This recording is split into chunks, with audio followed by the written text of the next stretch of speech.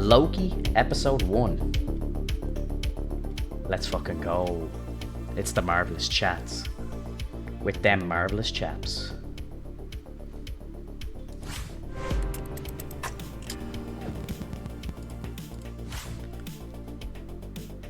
Well, gentlemen. Oh, look at this 4K. Oh, guys, wait for this, right? So, I got a new camera, right? But wait till you see what happens when I turn the light on. The Brio brothers! Brio bros. Look at this shit. Hell yeah, bro. This shit is Look at that. And we're not going to have to deal with your autofocus anymore. Mid Tom Holland rant. And then you turn into 8 pixels of a blurred Finto. Bro, I'm so happy that Tom Holland will never be disrespected in this channel again by the an FOV autofocus. is nutty on this camera. It's insane, bro. You could just see like my entire room, like the side entrance to like come into my apartment is like right there. You can see the edge of the door frame. PC setup? Do you have a whole other PC setup behind you? That's where my girlfriend works. Oh, really? Does she do any gaming on there? No, she doesn't game. All right, Emily, get good. Yeah. Finto, did you lose some weight? Like crazy? What's going on? No, I think you could see my Dude, face. I think it's old camera added 10 pounds. I've only been back in the gym 2 days, so that'd be impressive if I lost weight already. I need to get on that like FOV weight loss life. You know what I mean? Like, full 90, really bring my face in for me.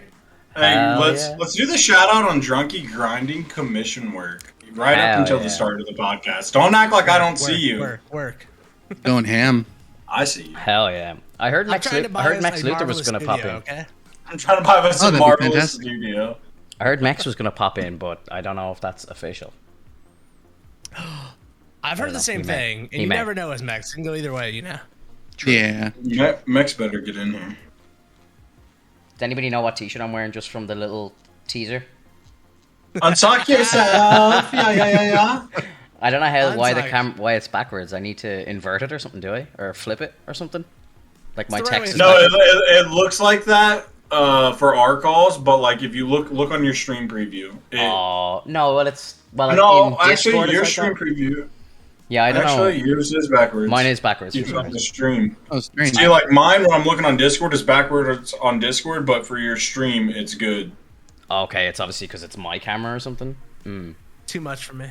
Yeah, this is crazy. Dude, you're in the multiverse already. In another multiverse, my camera's the right way around, I have spot number 1. I'm on the left. Drunky's on the right.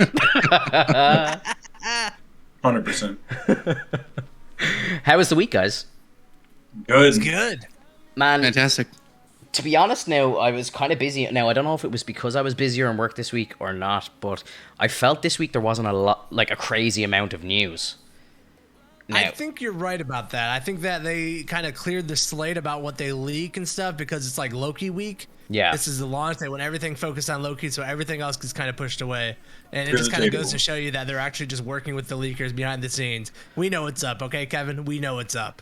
it seems like last week, like they kind of released that news about the kind of Sony deal, and there was just an onslaught of Spider-Man news last week. And I think now it's just they're kind of trying to focus on Loki, but there's not a lot going on, obviously, because it's just episode 1.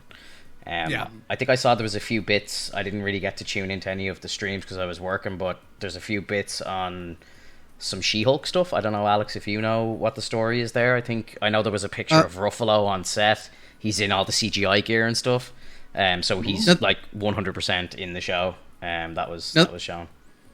Nothing as far as news, but I did do a deep dive on why She-Hulk would be important later on in the series. Sing, you canary! So the thing about She-Hulk is apparently she causes trouble and the TVA has to intervene and she goes on trial. Right. And they're getting ready to basically remove her from existence via the retcannon. And so it's I'm assuming that they took that story and gave it to Loki. Because in the end they find out that she is valuable to the universe. Getting rid of her is such a bad idea. So Mobius decides to pick her up, and then she decides to watch over an Avenger. I can't remember his name, but he was like a gun-toting kind of guy. Okay. And that's pretty much what happens. So Pistol Pete. Sorry. Yeah, like it's like his name's Two Shot something. Yeah, Pistol Pete, close enough. So yeah, like it's pretty cool because like I'm assuming that we're going to end up in the courtroom a lot with Jennifer Walters. We're probably going to see Bruce Banner. We're going to see Tom Holland eventually. Matt Murdock. And Matt Murdock, sorry. And if they decide to follow along and involve the TVA in that series as well, then we're going to see an amalgamation of all other heroes and I think a couple villains as well. So you'll see like Hawkeye. I believe you'll see Jennifer's father. You'll see Banner. You'll see, a ton of people basically trying to defend her and say that she's an important part of the universe, that you can't get rid of her. There's no way you can. But we'll see how it turns out. They might just keep it level and just keep it on the streets. Can I ask you a Hulk side question real quick? Now that he's like Professor Hulk, right? Does he not go back to human Bruce Banner? Is he permanent? How does that work? Because I don't know. Yeah, go ahead. Sorry, can you finish your question? I was gonna say, like, does he not? I would figure, kind of, if they have that agreement, then they could also he could choose to be human, but it's just more convenient to be strong and big for him. A lot of the times, but I don't know how it works, so that's what I'm wondering. See, and that's the thing is with Jennifer Walters, she embraces that. Over time, she prefers to stay in the She-Hulk form because it's the most effective form that she likes. Whereas Hulk and Banner, they hate each other. Yeah. They really don't want to get along. One of them wants to take over the other. One of them, like, they both want to get rid of each other.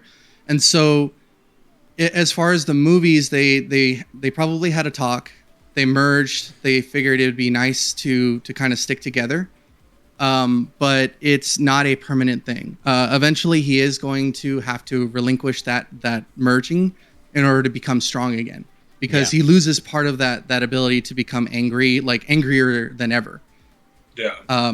So when that happens, you're going to see either like a mindless Banner, or you're going to see a mindless Hulk for a little bit, and then eventually he's going to come back to being savage. Yeah, that's great. That's what I want. Yeah. That's what I was wondering, is I didn't know if we were just going to get this Professor Hulk version and we weren't going to get actual Ruffalo ever again, or... Oh, we will. We definitely will. At the very least, let's say we throw a ball in the park and say that they do decide to go with the movie.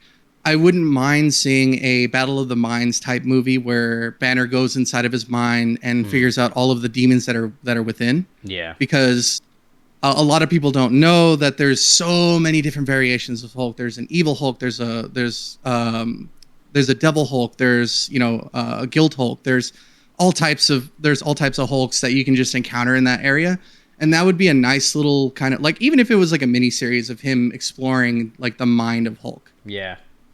Yeah, like there's a lot of the cool, like, I definitely don't know as much about the Hulk as you do, but like from what I know, obviously there's we've seen a couple of different variants of him so far, and for me, the most entertaining is definitely, Banner versus Hulk, and one or the other, and when Hulk takes over, it's berserk mode and stuff. Like, that's obviously more fun to watch. The whole Professor Hulk thing I thought was a kind of cool thing to do after you do a 5-year jump, but it's like, okay, he's had to adapt and learn to be the Hulk, but it's like, where do you go from there? And if you're saying there's like a battle within the minds and stuff like that sounds really fucking cool to me. Like, and I'd love to see that. And then that he kind of reverts back to a previous form, and then we kind of get the old Hulk back. Like, to me, yeah, that makes the most sense, and that would be the kind of most entertaining to watch. As fun as Professor Hulk is, I don't know if I would want to continuously see Professor Hulk. It's kind of it's kind of kind of a gimmick to me, like, because everyone knows the Hulk to be Hulk smash, like, so exactly. Yeah. And we already have She-Hulk, and exactly. she can fit that role. Yeah.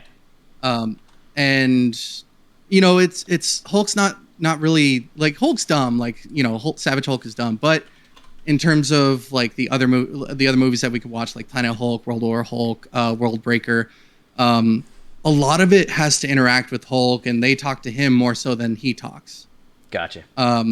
so they just try to kind of guide him to what he needs to do in order to get things moving.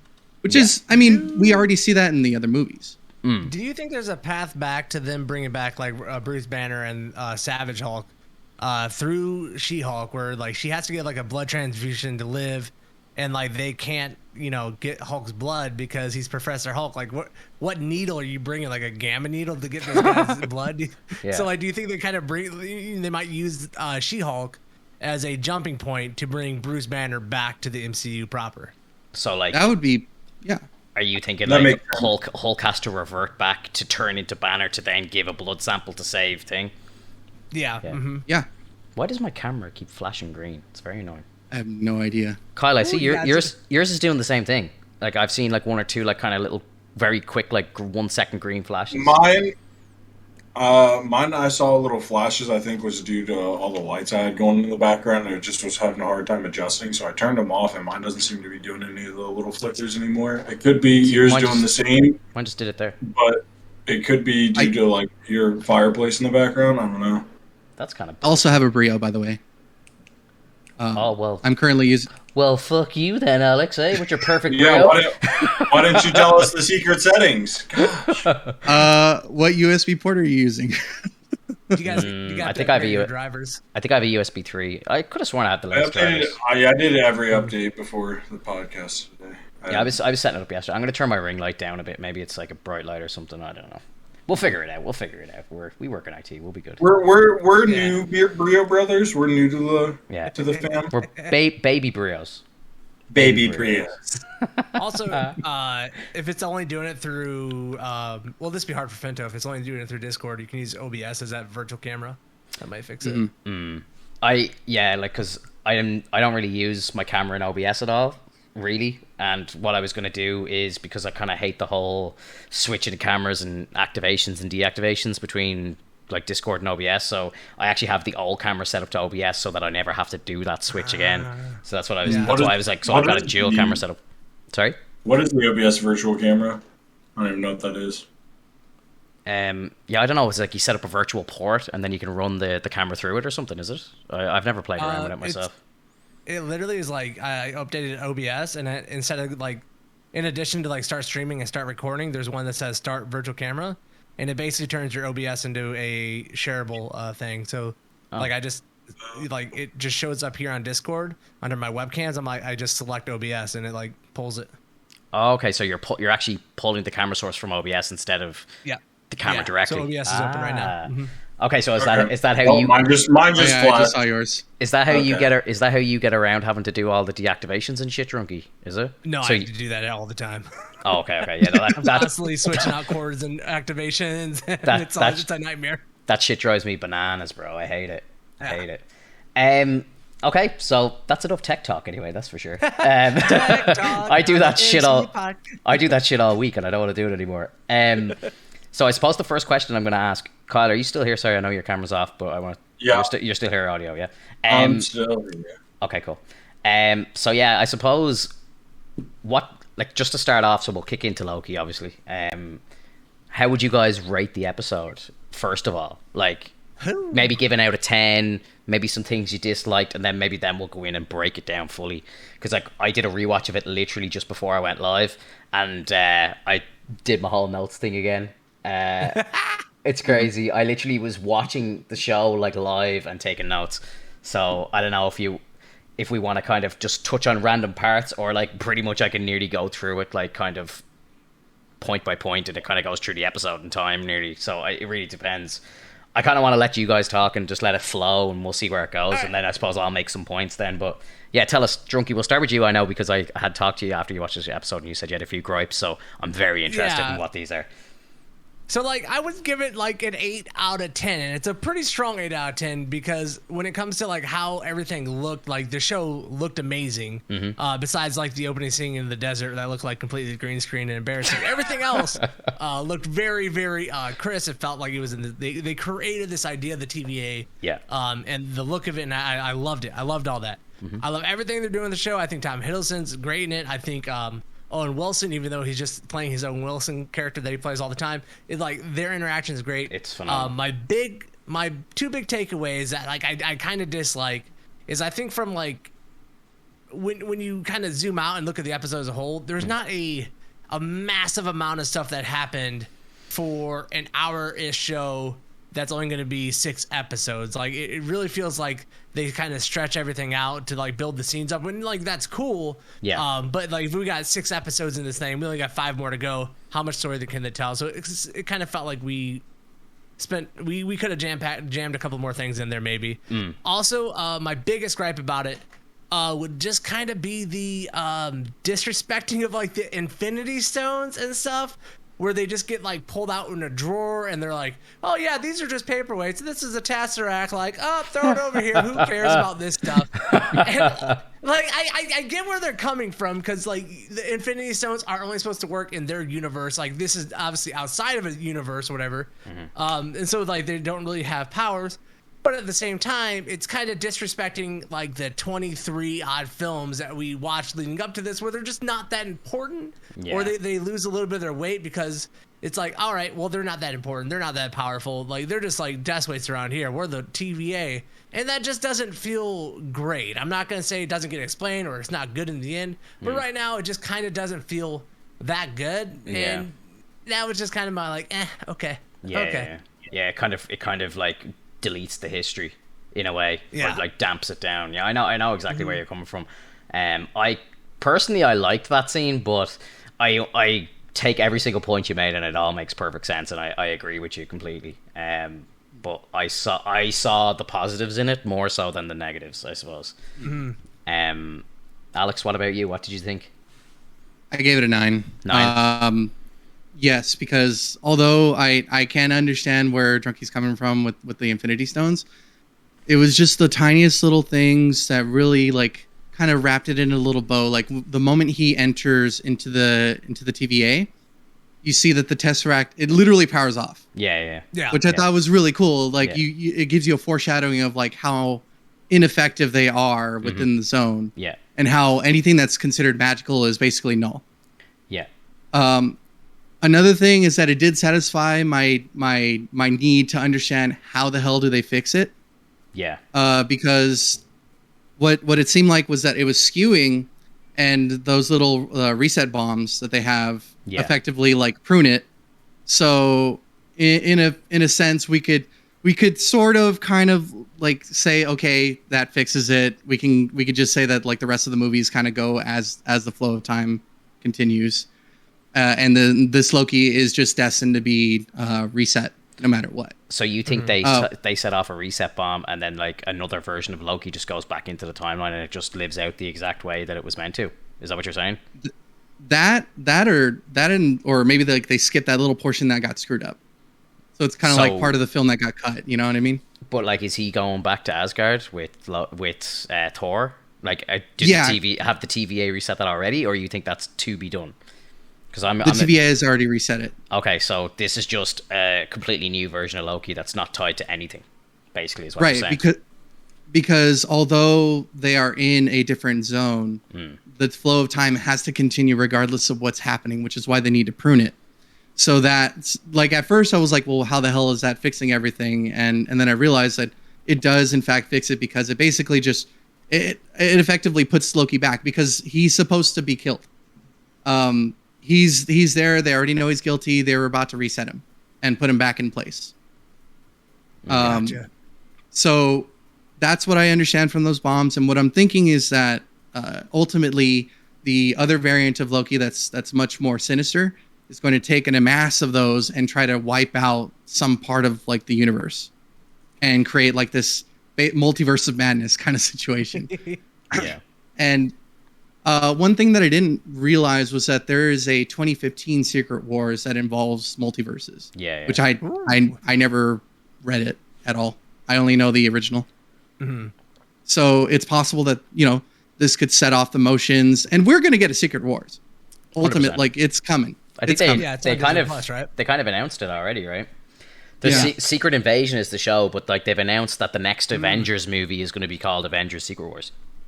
Okay. And the Russo brothers are doing it. If they're coming back for it. Are they? Yeah, like apparently That's exciting news. apparently they That's still gonna be fantastic. they still take monthly meetings with Marvel, and why they do so is because they want to stay in the loop because they know they're coming back for Secret Wars. Secret Wars is the Yeah. project that they want to do, and it's going to be the next big Avengers movie. Is going to be Secret Wars. Okay. So Okay. when it happens, like it's probably going to be like 2027 or some shit, but that's their next project. That's their return project to the MCU. But ultimately, I do like the reason why I give it a 9 out of 10 is because I do agree with Drunky. It did kind of elongate a little too long. It should have kind of like sped us forward. It could have been like a 30-minute showing and then hour longs for the rest of the time being. Because this could have been sped up, and then we'd have been like, "All right, let's get things moving." Don't say. But at the don't same say time, 30 minutes, bro. I want to see hour long. oh yeah, content, no, I don't like, want 30 minutes. Either. don't give them any fucking ideas. Just to tag on to that real quick, it's like they set this whole episode up and elongated, so at the very end you get the reveal that the character of Loki is the one that is the person they're chasing. That's like the big bad. Mm-hmm. And I think they could have like shrunk that down into like a 40-minute version of that, and then if they wanted to go 50 minutes, add on another 10 minutes of something like after the reveal. Because really, if you're paying attention, the reveal isn't that like mind blowing, right? They do kind of heavily foreshadow it. Yeah. It could have maybe a couple more mischief moments, maybe like 2 or 3 more. Yeah. And I think that would have like made things a solid 10. Yeah. Kyle, For talk to me, me. it was a 9 out of 10.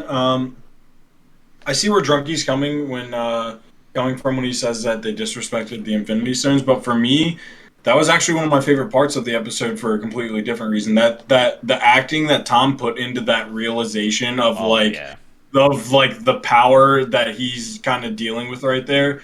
I couldn't focus on the disrespect to the Infinity Stones because I was just so enamored by that like awe-inspiring moment where he's just like, oh shit, like That's his. okay, That's his. yeah, like when, it's his surrender moment. That's when he Like realizes that's okay. Oh fuck. yeah, That's and why the then, Tesseract's like, not working. I can't get out of here. Exactly. And that moment, I kind of had obviously not as solid of a feeling that Loki has there, but I kind of felt the same way. Like, oh, these guys are kind of serious, you know.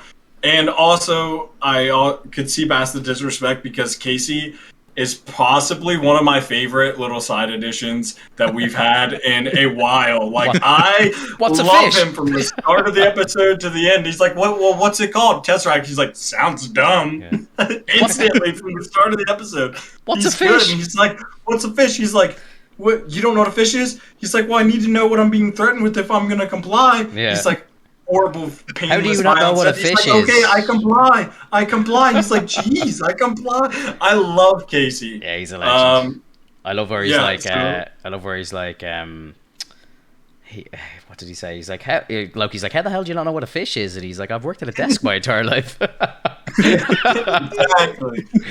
And then that was something I was pondering. Too is when he's going through when they're doing like that little robot scan for him. A little thought came through my head is, do the people at TVA do they have souls? Because they were created by the Timekeepers.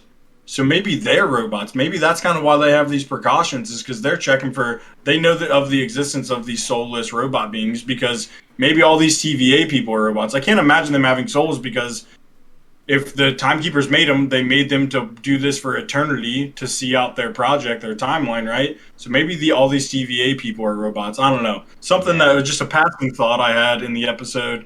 And then my final point is, I'm pretty sure I've confirmed who the Timekeepers are. It's Toby, Andrew, and Tom. It's the 3 Spider-Men. That'd be so fucking epic, bro. Like, honestly, it'd be so good.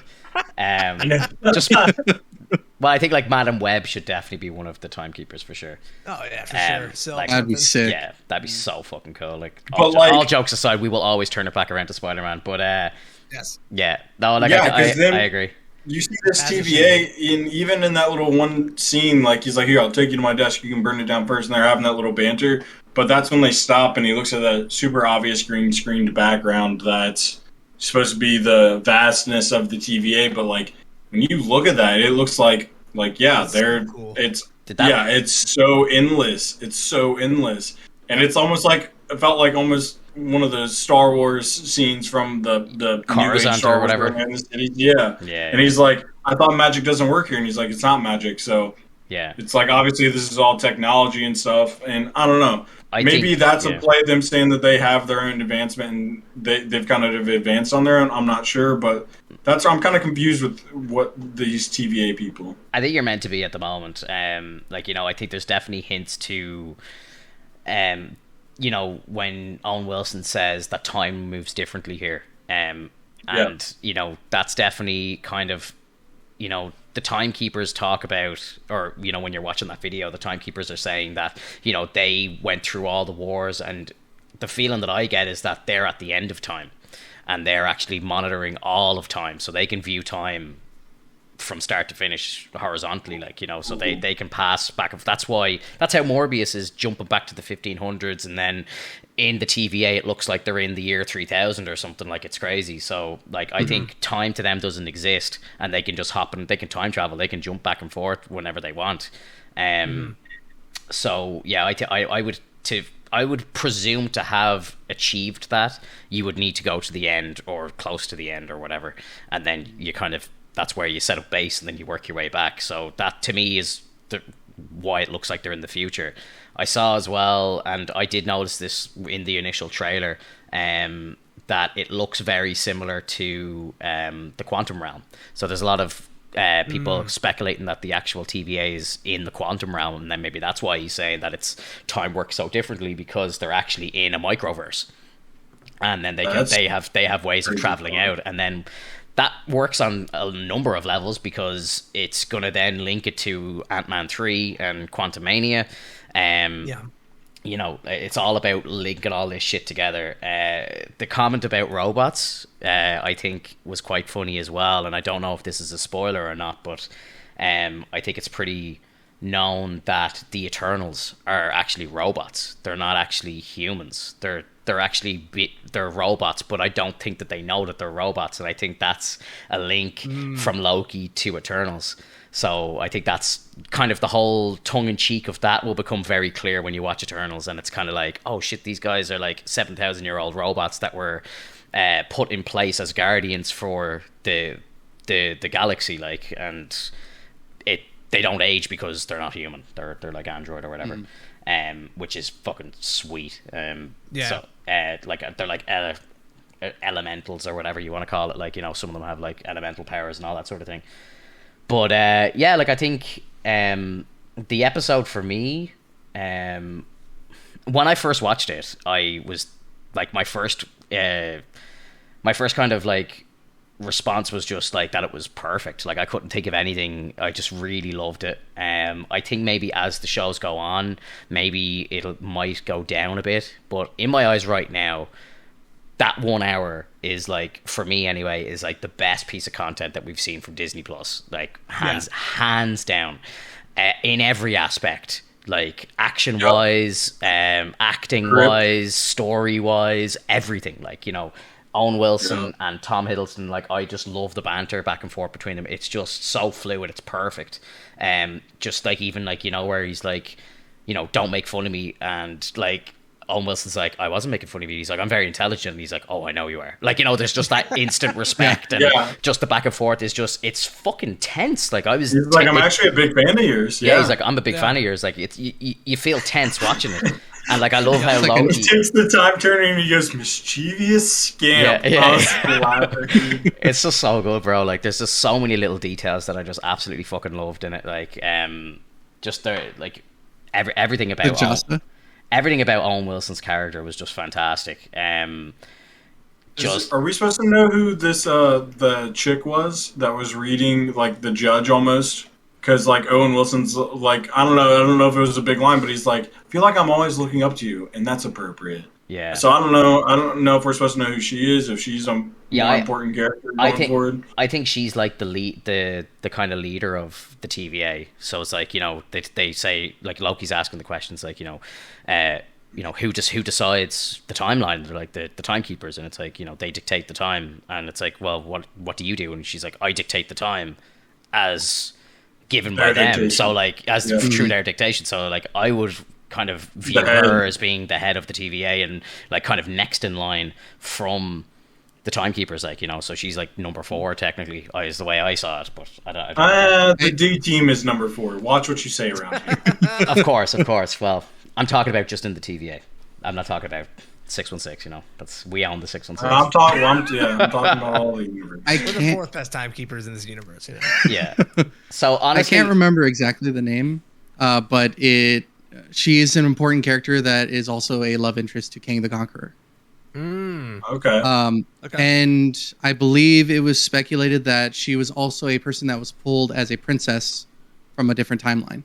Oh, interesting. Well, I was going to speak about Kang. I suppose we'll come back to that in a few minutes, but Kang is definitely on the cards. Like, it's been confirmed, and he obviously is in the quantum realm. Like, the bubble universe, the little mini bubble universe. You actually see it in Ant-Man when Ant-Man is coming out of the quantum realm.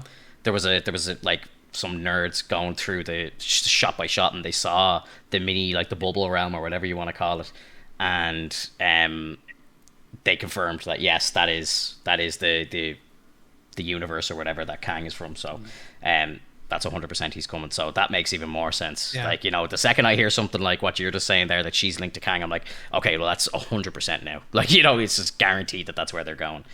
To be honest, like, I didn't really have many gripes with the show at all. The only thing that I did kind of see straight away that I noticed, and it was kind of annoying, and again, it's so petty on my part, but it's just Loki's hair just wasn't the same length. Like, his hair, it was such a continuity thing for me. Like, and I'm big on continuity things. If I see them, I can't unsee them, and it's all I see. And like, even the cuts were different. I was like, a little bit. I was kind of thinking of it, and I was like, oh, I'm gonna say this on the cast, and if they laugh at me and they're like, what are you talking about? I was like, I actually have pictures ready. So for anybody who doesn't realize it, okay, so he said I have pictures. This is his hair in 2012, right? And this is meant to be his hair like the same day. So it's like, it's completely different, like. Yeah, it's weird. Kind of a little too short. Completely different. It's too short. Like, and to be honest, I'm like, I don't know how Marvel have done that, especially when they're doing something that's so close in time. It's the same fucking day. Like, these scenes are like 15 minutes apart. Like, they should have given him hair extensions, if anything, and had maybe the laser mess up when his clothes was coming off and chop off a little bit. They could have easily. Like, I don't think I think he's wearing a wig. Like, I don't think he actually grew his hair out for the role. Because even his hairline looks different. Like, look at his hair. He looks like he has less hair here and he has more hair here. It's like, I don't know. But to me, that was a big one. Like, and again, I don't see the same level of discretion during the Spider-Man movie. I'm gonna lose my mind. There are feel free to. Of Tom Hiddleston with like longer hair, just like out and about at like award stuff, you know, of hair that's like below his like jawline. And I think he does have short hair now, so it's probably just a wig that just doesn't fit the look, because it does look so bad, bro. It looks horrible. Oh, I can't stand it. For me, it was like even the cuts, because they literally do such a like close up to start the show on his face, and you see the exact cuts and like lines, and then when he goes in there, the cuts are just like smaller and different, and there's one missing on the other side, and it's like, I mean, if you're gonna start, don't start with the close up of his face then, or something. Like, you literally have source material in front of you. Like, nail this. Yeah. Yep. Make sure to analyze before going in. Talk about the show though. At the very beginning and like kind of the first, I don't know, like 20 minutes of this, just how much I kind of loved how him coming into the TVA is kind of just a similar parallel to what Thor went through in Ragnarok. And when he landed on that planet, it was like almost like the same deal. Yeah, it's where cool. they're like being taken down, they're stripped of their clothes, or you know, they got apparently they got a haircut in both of them.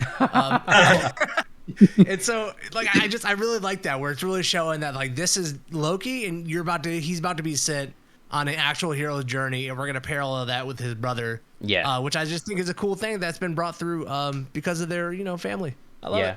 Yeah. But you guys think of the random scroll thrown in there, so we can just be reminded of their get out of jail free card that they're gonna have anytime they want. Don't forget, we still have scrolls running around our get out of jail free card. Yeah. Did you know the Miss Minutes, the voice of Miss Minutes is your one Tara Strong? She does like Harley Quinn and stuff like that. Like, she's very very big, like very big animated like voice actor. Yeah. I thought She's that was, thought that wonderful. was She quite was cool. great. Yeah, she was. She I was bet really you're good. saying to yourself, "What am I doing here? I don't belong here." Yeah. I Just saw all I over the love that whole internet scene. people ripping the intro, that this whole thing was like too Fallout like. Did you guys pick up that vibe? Fallout? Yeah. Yeah, I got I a kept little bit seeing it of everywhere, people Fallout. ripping it for like a Fallout ripoff.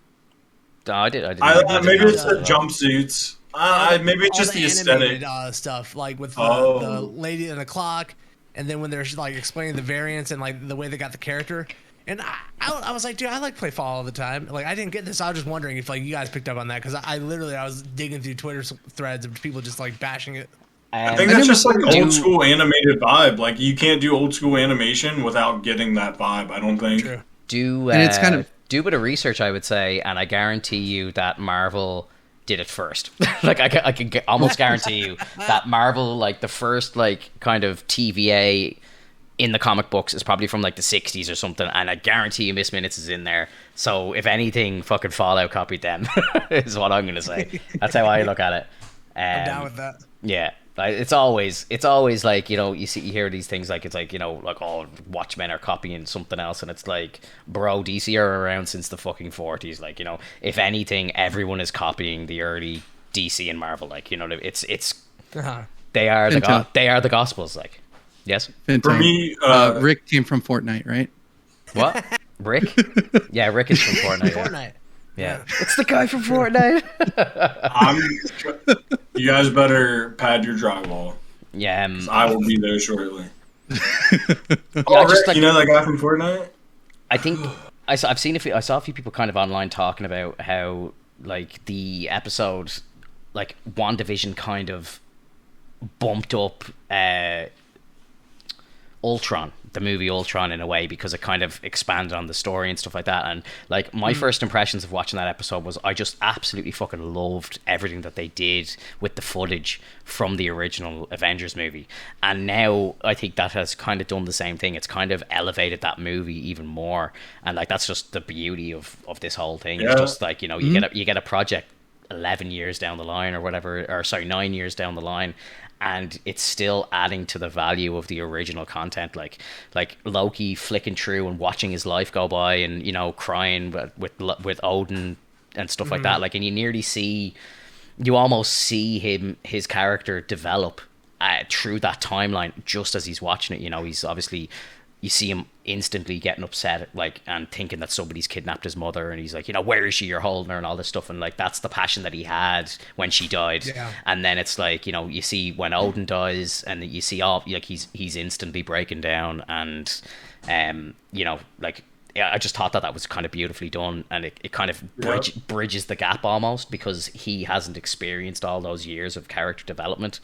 And in a way, it's like, I was kind of thinking, like, is this going to be just a completely different character because he's picked out of 2012 and he's not the same person at all? But it kind of looks like they're kind of forcing him to nearly kind of do a quick development, which I don't know if that's a good or a bad thing. Like, I suppose more episodes we'll see.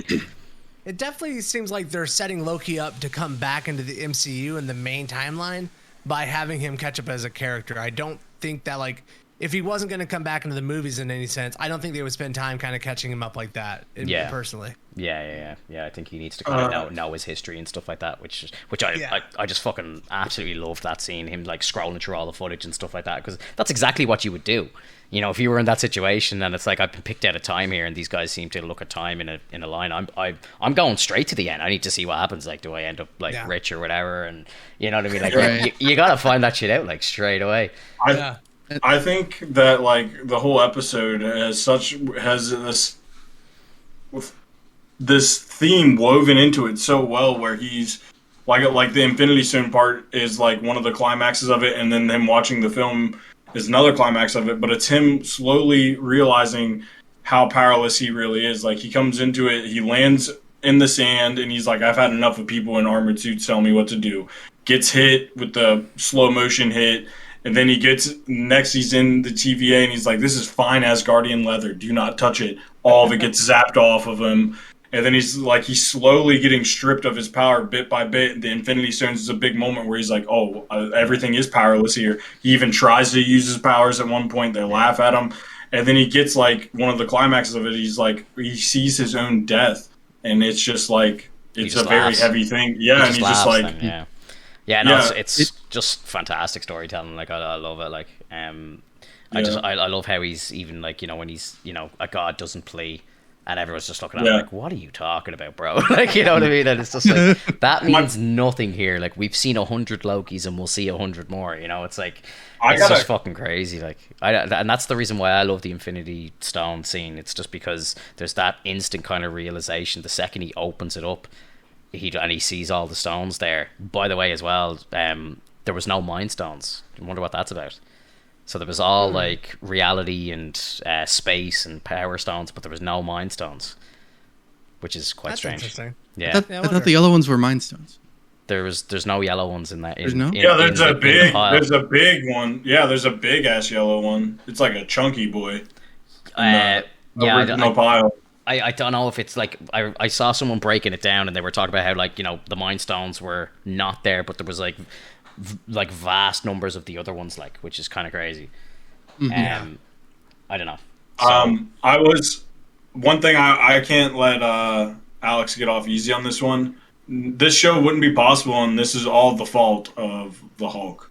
If he wasn't so angry about taking the stairs, Loki doesn't get the test back. None of this happens. This is all. I feel like the Hulk should be the variant here. He shouldn't have he's the one that messed up the timeline. He knocked that right into Loki's hands. Bring the Hulk in on the show and have him stand for his crimes. I mean, what can he say except you're welcome? Thank you. Do you think that this is also their way to kind of explain how Captain America didn't change anything in the past? Where it's like he tried to change something and like the TVA people showed him like, hey buddy, we're just letting you hang out here. Why don't you calm down and not change anything, all right? We'll see you later. Enjoy your vacation, but if you keep messing around, we'll be back.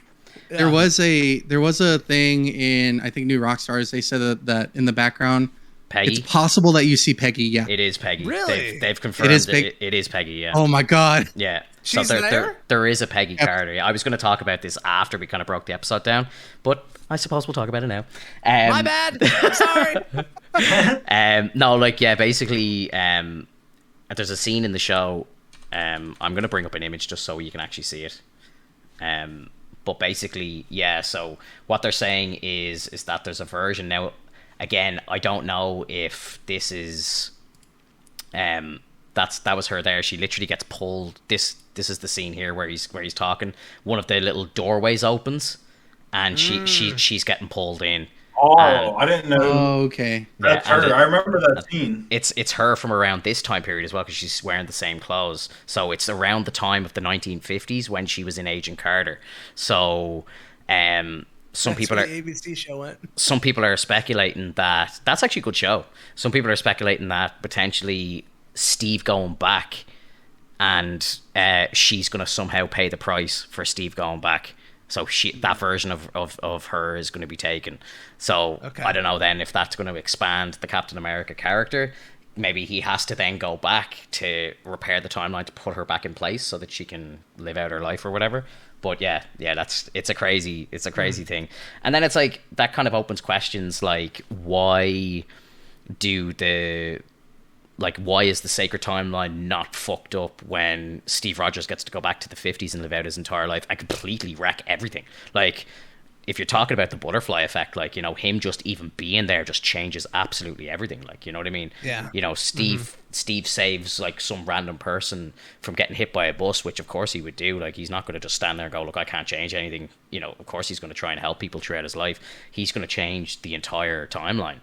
Even if he's trying to lay low and just live a normal life, he's still going to change it. So it's like, that's one thing that I was kind of like, I don't really understand what's going on. I suppose we just need to see more. But like the way that they kind of were explaining the sacred timeline and, Loki just picking up a time stone and jumping, I don't know how he's getting pulled up and brought to court for that. But Steve Rogers is able to bounce around through time and then go and actually live in the 1950s. Like, the judge did say, and if we're going off either of the theories that they're either at the end of the time or they're in some point in the future, and that's why they know all this stuff, she has said the Avengers did what they were supposed to do. Exactly. So that must be an encompassing statement. Like, everything that they did was what they were supposed to do. So I feel like they know about his going back, and they always have known about that. And if Agent Carter's there, it has to be for something of her own doing. Like I think it's an individual, responsibility basis. Otherwise, the Hulk would be here too because he knocked the Tesseract into Loki's hands. Right. And the thing about that is maybe it's a thank you from the TVA, and also with them knowing what happens in the future, whether Cap's there or not. They know that Cap is a noble person. He has an honor code. He's not going to push anything into the wrong situation. So it's possible that although Rogers can save and can help others, he probably did sit back. He probably did have to just sit there and just take it and just know for the rest of his life that he was going to...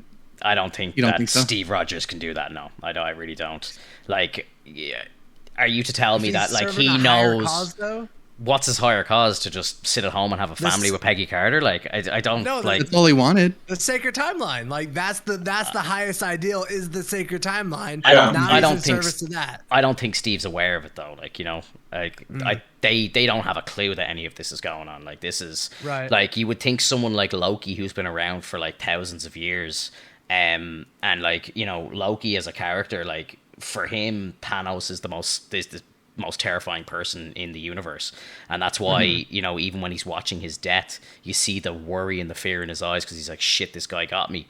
And then it's like, then he realizes that the stones are just paperweights in the grand scheme of things, and that's kind of like that opens his eyes to everything, because like he's been around for so long. Like, you imagine like your father being Odin and you're still more afraid of Thanos. And in the universe as well, Loki, I was reading this as an interesting fact. So obviously Thanos can hold all of the Infinity Stones in our universe, but he needs the gauntlet to do it. Loki was actually wielding 2 Infinity Stones at the same time by himself.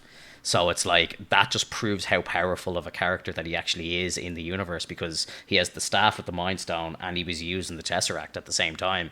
So it's like, he actually wielded 2 stones by himself. So his power level on the grand scheme of things is gigantic. So True. For him to be afraid of Thanos is a big deal, obviously, with the level of power that he has himself. And then the fact that it turns around and then in the TVA they're like, oh, by the way, there's like infinite Infinity Stones and there's infinite Thanoses, and again, some guys here use them for fucking paperweights. Like, it's just... You see that in the credits crazy. too? They actually showed the like paperwork with Infinity Stones as paperweights. Yeah. So it's just it's a wild concept, and I always kind of like, I really love the fact that like, you see the greater picture. Like, to me, that's such a statement. The grand scale of things.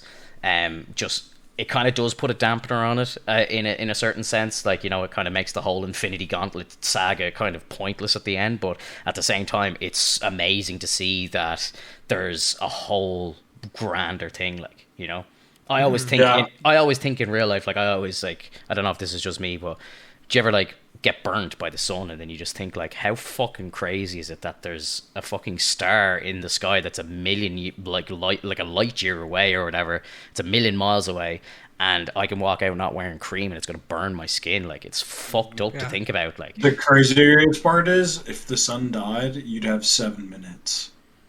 Before, 7 minutes from the death of the sun, and until the expansion of the dying star would consume the earth, and we'd all be crispy. Yeah, that's right. But Finto, I feel like that's the beauty of it. Like, although it seemed like, watching the video and being like, well, that sucks. The Infinity Stones have no significance in the TVA.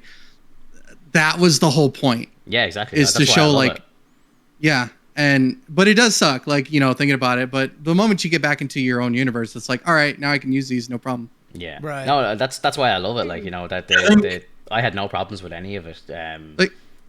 I think maybe Drunky would have felt a little. Would you have felt a little less disrespected if they would have gave him like kind of an attempt of grabbing him, scrambling, and like his show of respect to the power, instead of just, because even when he saw him, he's like, "Wait, you have Infinity Stones?" It didn't even feel like he tried to.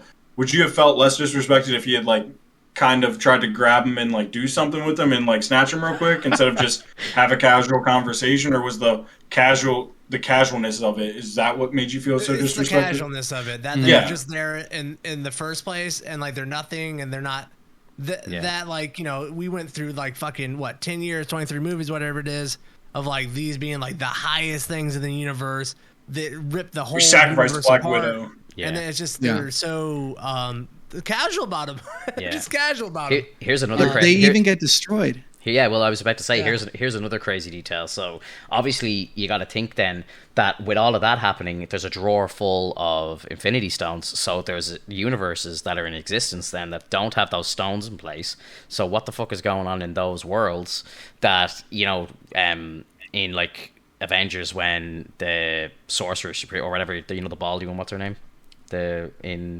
Doctor Strange, the ancient one. When she's going through and talking and telling the importance of, you know, a stone going missing and how that's going to completely destroy everything, then, you know, Steve Rogers goes back and he puts them back in place and repairs all that. Again, I don't know how he puts the Tesseract back. I don't even want to think about it. My head will explode. But how does that work if there's a drawer full of Infinity Stones just sitting around? Like, where are they taken from? Like, maybe where? This is where them pruning it. Like they prune that off the timeline. Yeah. And they're like, That's what I was saying. Now we gotta take this one with us because we can't just leave it here out in the middle of So, nothingness. they're like deleting timelines and then just keeping the stones. Mm-hmm. But then, and to them, they can branch off all those little timelines because, like Junkie said, sacred timeline is the all-seeing, is the everything. So any little weeds that branch off that, if they're not good for the overall health of that thing, they don't care to snip off entire timelines, universes. It's nothing to them. We're nothing. Like, each timeline is nothing to them. So next question then. When your one comes in to try and reset Loki, and she resets the table, all of those Infinity Stones are reset. So they're going back to their universes, technically. Yeah. Yeah. I don't know. Well, I don't know if pruning is like a deletion. I don't know It's if a that's reset. them back to their time. It's a reset. Because It just turns it back. Yeah. I don't know, because that, to me, that doesn't make sense. Because the guy with the ticket, so you're saying he got pruned without ever having to see the judge. So he's like, oh, they just put him back in his timeline, and exactly. he never even had the TVA justice. Yeah. So I honestly think it's afterwards. So They're gonna drop him off after Thanos. I think the wands were kind of explained that when they glow orange, that's like a reset mode, and when they're purple, it's a stun mode. So anything that's hit with it when it's orange just gets reset back to its originality. So that table. But here's the confusion, because the grenade goes from, the grenade starts off orange, and then as the reset is happening, then it's going, the cloudy turns purple in there. So the purple's part of the reset. I don't know. I don't know how the bombs work. I was reading about how the wands work. Yeah, I don't know. I loved the fact that Loki's DB Cooper.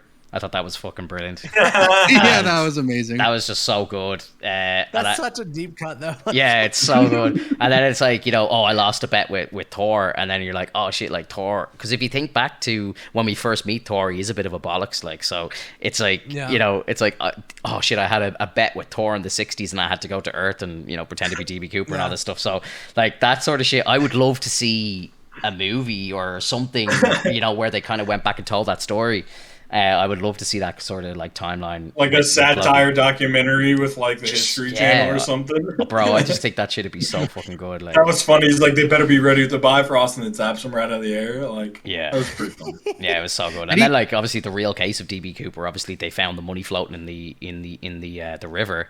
And like when the Bifrost picks him up and it shoots cash out, like it's like that's tying into like the real history of like obviously where the money ended up and stuff. So it was just really on point. Like I just thought it was very fucking clever. Like it was kind of like, when did you ever watch like Breaking Bad, when they tried to bring like DB Cooper into Breaking Bad?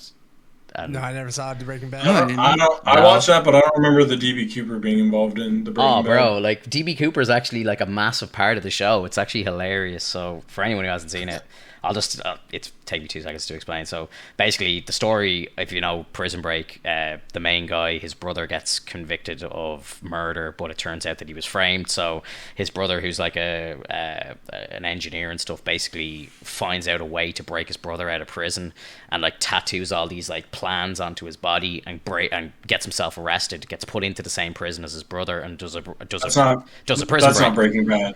That's called Prison Break. That's not Breaking Bad. Did I say Breaking Bad? Sorry, I meant prison. Yeah. I said. Oh, sorry, I said. I I meant like, I don't prison break. remember. Yeah. Sorry, Wow, fuck. That's you guys Prison went down a Break. rabbit hole Did I there, actually huh? say I feel like, Breaking I feel like Bad? that's a big part of Yeah, you Breaking said Bad. I was Breaking like, Bad. I Oh, I blacked was this thinking out. of it breaking out. I said breaking. Shit. Yeah. Yeah, it's Prison Break. Sorry, did you guys see that? I might. Yeah, I saw. did see I saw that. that show. Never mind. Yeah. You know what I'm talking about.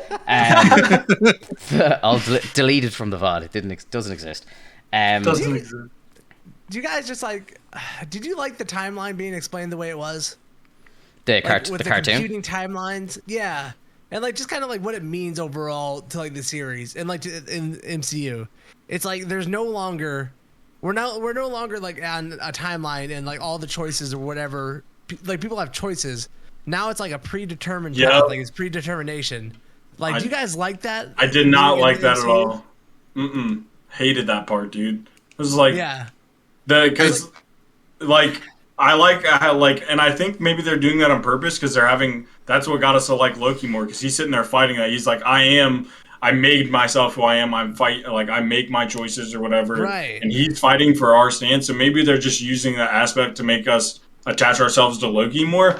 But I definitely don't like the idea that like he said, 3 space wizards are deciding everything for everybody already. I suppose a lot of people have that kind of faith in real life, that everything is kind of predetermined and stuff like that. So I suppose you kind of need to take it with a pinch of salt, maybe. And, like I presume that there is probably going to be ways to permanently come off the timeline, because if what they're saying is true and Loki's been picked out, like this whole show and this whole like thing that we're going to go through is essentially pointless, because if he doesn't exist, or he's going to cease to exist, and he's just been dropped back to his original timeline, and the movies are going to go on normally, and like, what's it all for then? I presume there's going to be some sort of a break to that rule or logic, and that whatever is going to happen in here is going to stay, because Kevin Feige himself has said that this show is going to cause ripples throughout the rest of the MCU for the foreseeable future. So whatever's going to happen here is going to be canon, is going to like manipulate and affect the stories going forward. So to me, it doesn't make any sense that it's just going to be reset or whatever, like, or all of this seems effortless. Like I don't see that actually. Maybe that's the rule that they have in place right now, but I don't see that staying that way. Grab your fire extinguishers. Hot take. The rogue Loki is grabbing all these reset bombs, and what he's resetting is the TVA. He's resetting the idea that they have predetermined everything for us. He's going to bomb that entire TVA, and he's going to reset all of them, and he's going to be like, our lives are our own, and, so be it. Like, everyone has their consequences. I am the god of mischief. That's the most mischievous thing that he could do, is say that there is no predetermination and destroy the TVA. Don't you mean she? She. Or she. We do know there. Yeah, there is 100%. It's Lady Loki doing all this. 100%. Okay. Yeah, Lady Loki. That's why they didn't show that's face. absolutely where the show's going, because I don't think Lady Loki is going to be the villain of the show. I think the real villain of the show is going to be the 3 lizards that we have seen statue to, people idolizing them, the sacred timeline. And I think that's why they introduced the idea of there being multiple timelines that existed, and they're just the timeline that won. Yeah. And so they do everything in their power to keep their timeline going, because it's the one that they win in. And so I do think it's going to be like a thing where they're going to go up against the idea of predetermination, and you are able to have choice, and that's, being a variance, like kind of having choice. You chose to do something different outside what you're supposed to do. And that's going to be the main theme of the show, and it's going to end in, probably causing the fucking multiverse. You just blew my mind.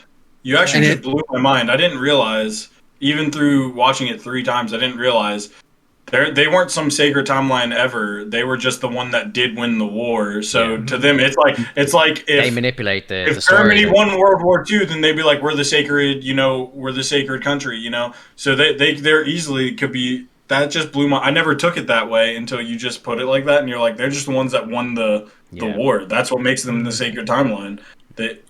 Damn. Yeah. But they are aware that there's multiple. Sorry, Vinto, go ahead. No, I was just gonna say they just dictate the rules, like, because they won. Yeah, 100%. Yeah.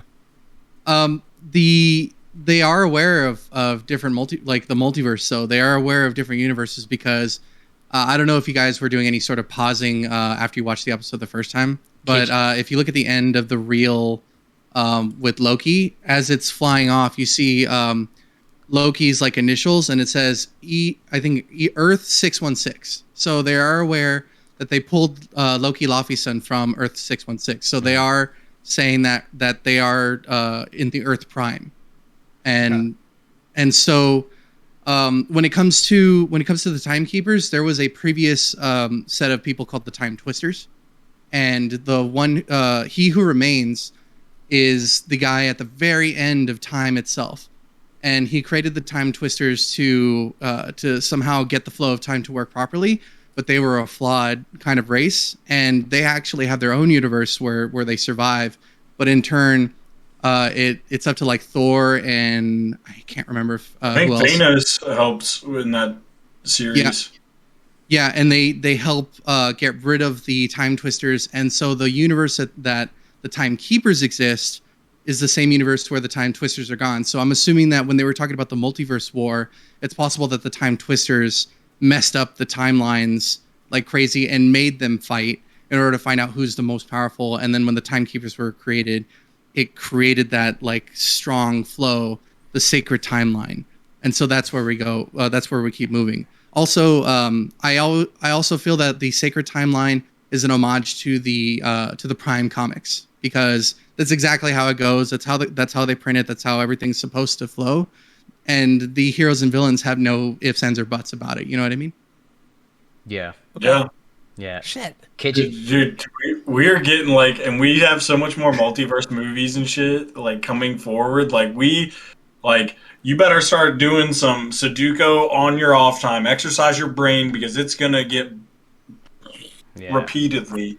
Yeah, Kidjin made a point in the chat there, and he's right. Like, they do talk about in the video that the sacred timeline is a combination of existing timelines.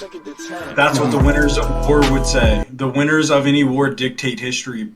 Yeah, that's the way it works. That is the way it works. Yeah, 100%. Yeah, 100%. Go ahead. That's why Drunky blew my mind so hard with that statement, is because like as soon as he put that in my mind, like the winners of the war dictate history, so they could so easily be the bad guys. The one question I have, and I know we're going to be watching it later, how the hell did Mysterio know about Earth 616? Because like we never really had a confirmation that we were in Earth 616 until I would say Loki. So what does Mysterio say? Mysterio said told Spider-Man that there was a multiverse. Yeah, he says this is Earth 616. I'm from Earth 818, 819, or something like that. He says, I've always thought this, and it's come out that he has people that were writing scripts for him. You know what I mean? And yeah, I don't know. Again, I think maybe that might become common knowledge to some people in the future, because you got to remember that even where we are now in the timeline, Spider-Man 2 hasn't happened yet.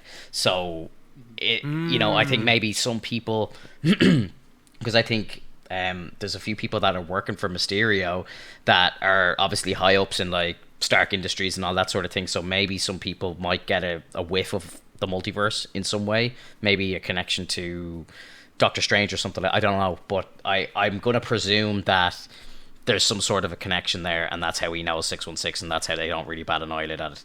But like Peter obviously doesn't know, because he's like freaking out when he hears the news, and he's like, that redefines the Big Bang and everything, So it is very interesting, and I did think that the second I saw it, it's like he says it, and then nobody bats an eyelid. So you're kind of like, well, like what? Yeah, I'm like, what the fuck, like I've thought that from the second I saw that scene, I was like, how does this guy know? And that's why I was kind of confused in that movie, and it made sense obviously when you watch it, and obviously Mysterio does turn out to be a bad guy, but I was thinking maybe he is just from a different universe and he will be good, because you kind of think that he is a hero, and I'm like, it's obviously it's not our Mysterio, but then obviously as the movie goes on, you know actually what happens.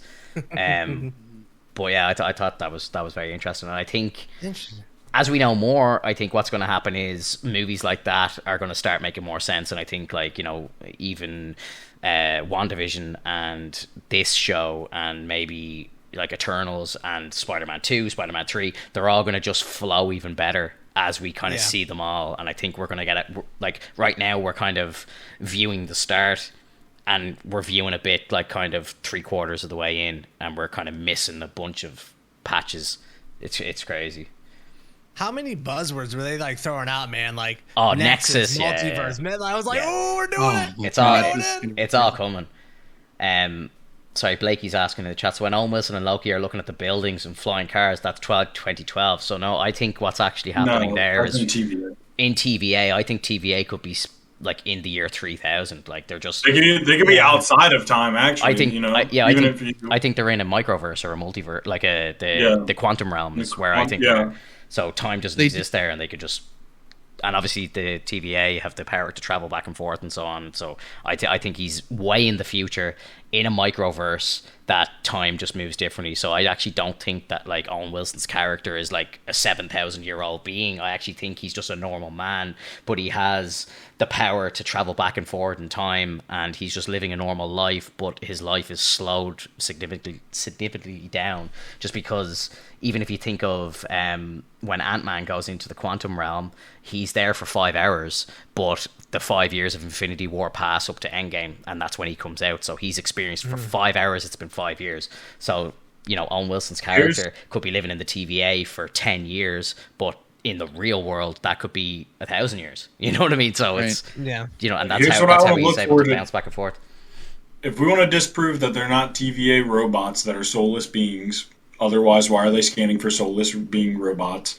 Here's what we can look for in future episodes. If you don't see kids or elderly, then there's no reproduction and there's no aging. Then these are all robots that are built to last and work here forever. So if there's no kids in the TVA universe or no old elderly people, then they're just these robots or eternal beings that were created by the timekeepers, and their existence for eternity is to do this job. Well, here's one for you, and it's to reference another show, but I think we've all watched The Umbrella Academy here, right? Yep. So the way I'm thinking of the TVA as working is I'm thinking that maybe they kind of work like those agents in The Umbrella Academy, like, you know, the assassins. And I think that maybe they might bounce in and out of time. So, like, you might find that Owen Wilson actually has, like, a family in the year 2020. But for his job, he travels into the microverse, and, you know, a 9-hour shift might happen for him. But for him in the TVA, he could be there for 10 years. But in the real world, he's only gone for 5 hours. Or something like that, you know. Like, I think that they're going to start playing with that sort of thing. So, like, I don't think that they're robots, because I think, like, even after Loki goes through the metal detector or whatever you call it, that he would have exploded if he was a robot. Sure, you see a bunch of the TVA workers walking through it before him and after him. So, you know, they're obviously going through that every day. So either that's a joke, or these guys are just humans probably plucked from different timelines and so on and just living there. Well, and then in terms of the flying cars, they apparently they're allowed to pluck things from different timelines. Like, you saw the can of Josta, which is no longer continued in our timeline. Like, those were discontinued a long time ago, and he's holding the can. Yeah. And I also love that joke. It's like, if it's all the same to you, I'd like that drink now. And he just like, hey, you want it? Yeah. And it's a Shasta. Why did you drink it Shasta?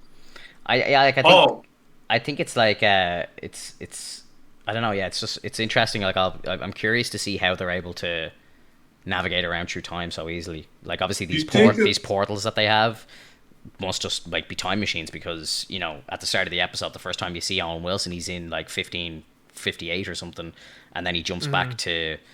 He gets the news that a 2012 version of Loki is in the TVA, and then he's like, okay, I'm on my way back now, and then it's like he just jumps straight back. So I don't know where he's going, but, you know, time doesn't exist to them at all. So he's getting news in 1558 of Loki getting arrested in 2012. So time doesn't exist. Do you think there's any significance to that blue candy in the kid at all? Yeah, I had when I first saw that kid, I was like, I was kind of confused when I watched it first, and I jotted a note down straight away, because I thought the kid kind of like ran into frame really quickly, and I was like, shit, is this like a fucking mutant or something? Like, I didn't know what was going on. And now, kind of after reading up about it more and kind of listening to theories and stuff, I think it makes a lot of sense that because Owen Wilson's mission seems to be he's hunting different versions of Loki. So I don't know if maybe that's a Loki or something. I don't know, but Well, I think that was a gift from Loki because they were saying like Loki had been there, and Yeah, they're yeah, like the other guy was like reset charge is gone too, yeah. and then they were like, hey, it's just a kid, and then he speaks French to him, and he's like, oh, a gift from the devil. So I'm thinking it was Loki gave it that candy to the kid, but I just don't understand what the significance behind all that.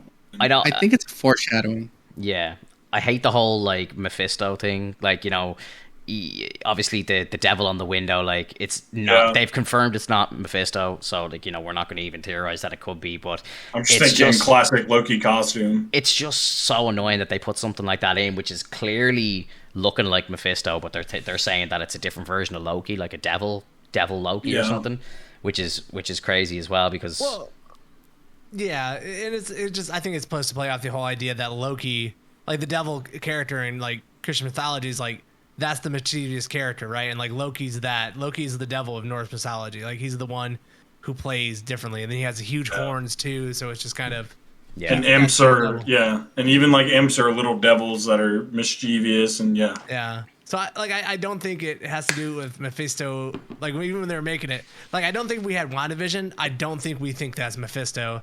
I think it's just a representation of the devil.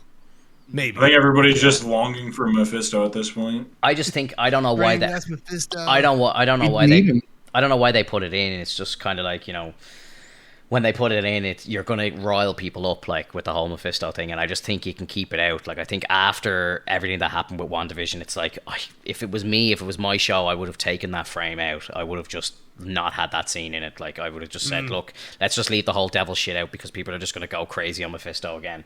And even though we've confirmed that he's not in the show, people are still gonna think, oh well, we're still throwing heat that it could be, and there's this and that. So me personally, I don't like the way that was in it because I'm just like, they're kind of just feeding on this whole Mephisto thing again, like, and it's just like, just fucking let it go, like, you burnt us once, just don't even like try and put anything in there, like.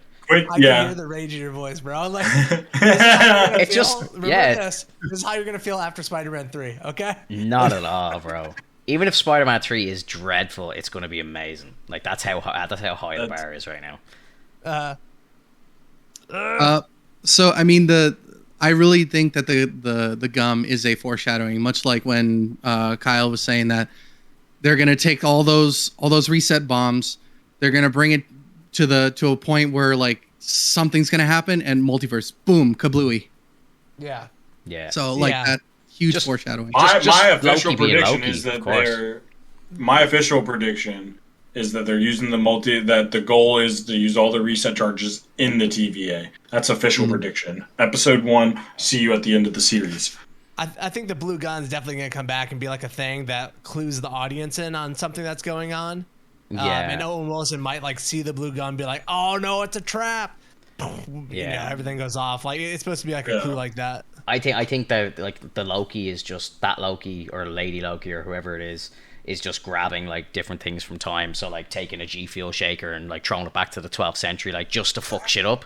Like that's what it is, like, So like that, that's when they find the gum. It's like, oh, another like kind of anomaly or whatever. Like it's like and then it like he's like, oh, look at it for clues. And they're like, we're not going to find anything. Like so obviously that's happening every day. So this Loki's going around and trying to fuck up every single timeline that it even touches, which is hilarious.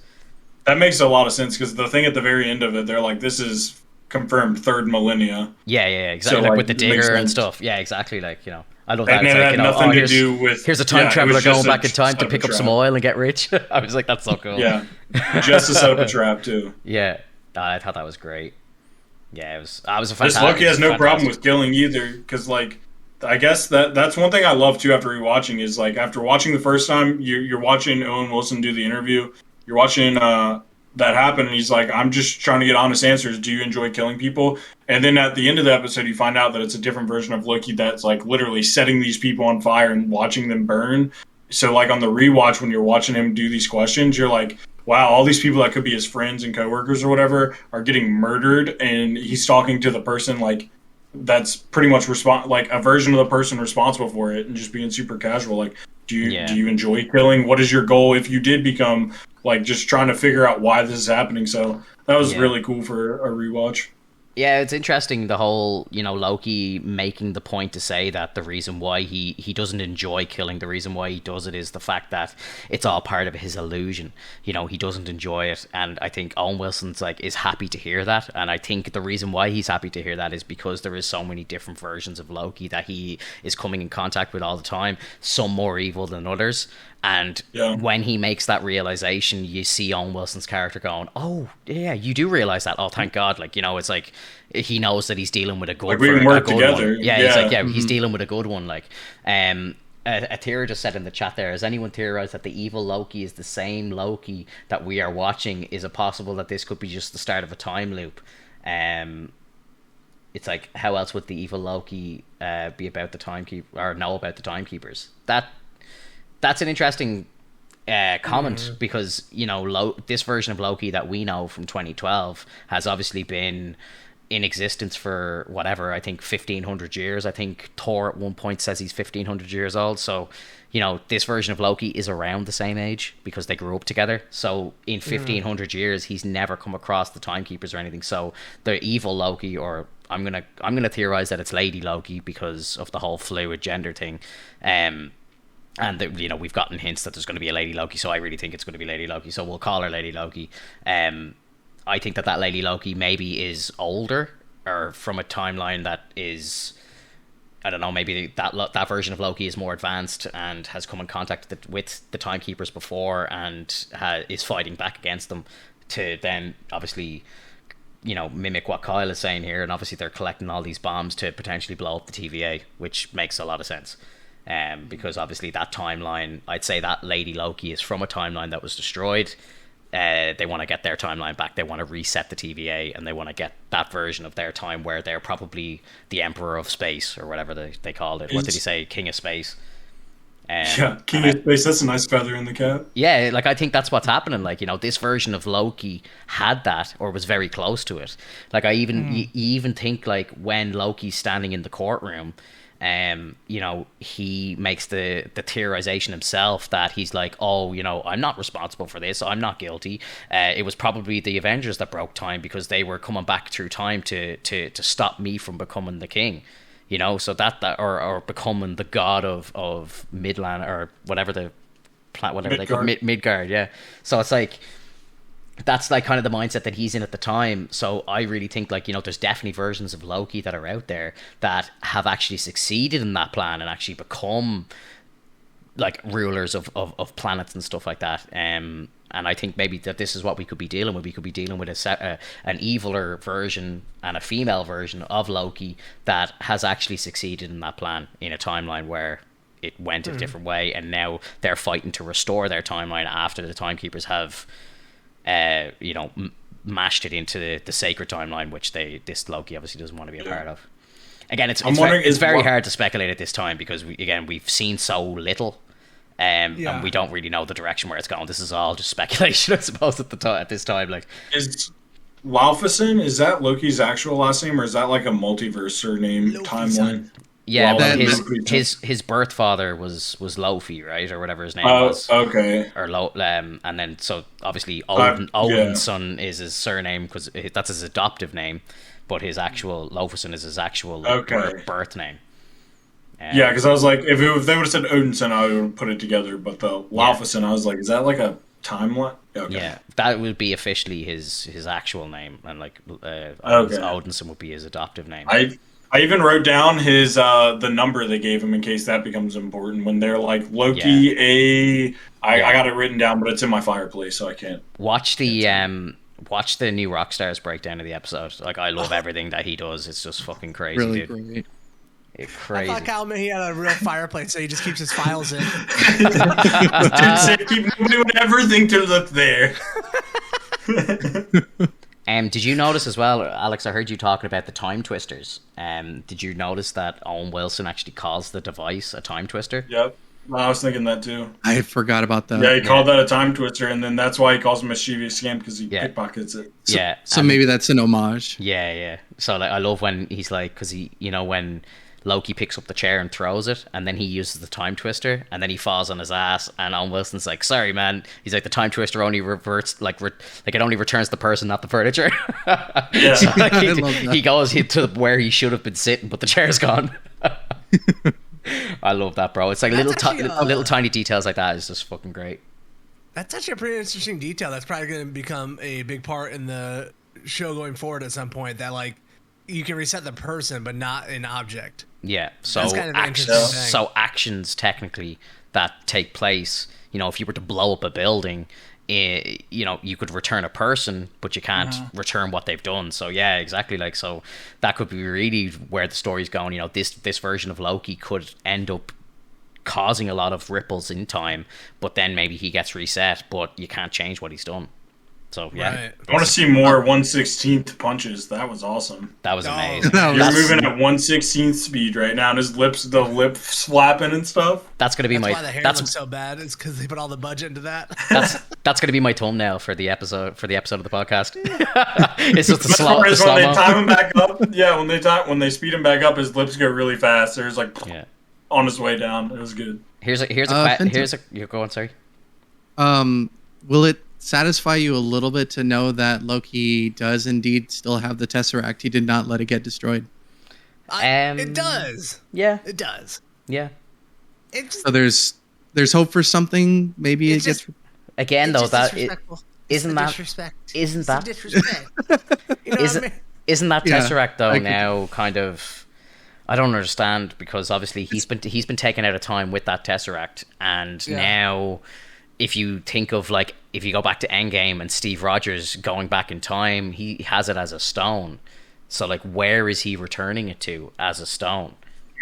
Technically, with this Tesseract on, the rest of the movies Shield. couldn't happen. So if we go to all of our streaming services and those movies aren't available, I'd applaud them, because these movies can't happen without this Tesseract that was taken out of time. I mean, the TVA, although they accept their policies, they also are above certain rules. So they're allowed to go in and out of the timeline at will. So they could effectively go to Steve Rogers, drop it off, or swap it really quick or something, and now he has the cube. That would be an easy fix, but it would be kind of a weak one. Yeah, I'll never be able to wrap my head around it. Like, I'm not smart enough. Like, I just can't do it. Like, you know, like Steve Rogers has a briefcase that has a stone version of the Tesseract in it. He's going back to fix time, and how does it get back to the cube form? I'd say he has to go back to Asgard and get himself another Tesseract box. They got those laying around at the gift store. Just grabs one of those off the shelf, pops the bad boy in. Yeah, takes opens that it up over like- the shield. We're good to go. Yeah. It's like an ice Yeah. cube for an Infinity Stone. It just ice cubes it up. Did you hear the You know- theory? Did you hear the theory? Just talking about Captain America very quickly, just before I forget about it. That, you know, the shield that Sam has. That that shield is not from our universe. It's from a different Oh universe. yeah, it's Yeah. totally different, bro. Yeah, it's totally different. Like, the star has different etchings on it and stuff like that. Like, obviously, when you go back and you watch the previous movies, like, Steve's version of it is way smoother, and it makes a lot of sense as well. Obviously, because at the end of Endgame, like, the shield gets torn in half. Yeah. Thanos breaks it in half. So how does Steve get to another universe to get a different shield? Well, didn't Iron Man say he was working on a new shield for Captain America, like at some point, I don't like think so. pre-Civil War? I swear he said he was working on something new. I swear. I don't know. I must I'll go look back that and up. I'll go research this. I need to know as well, because it's been driving me crazy for a while.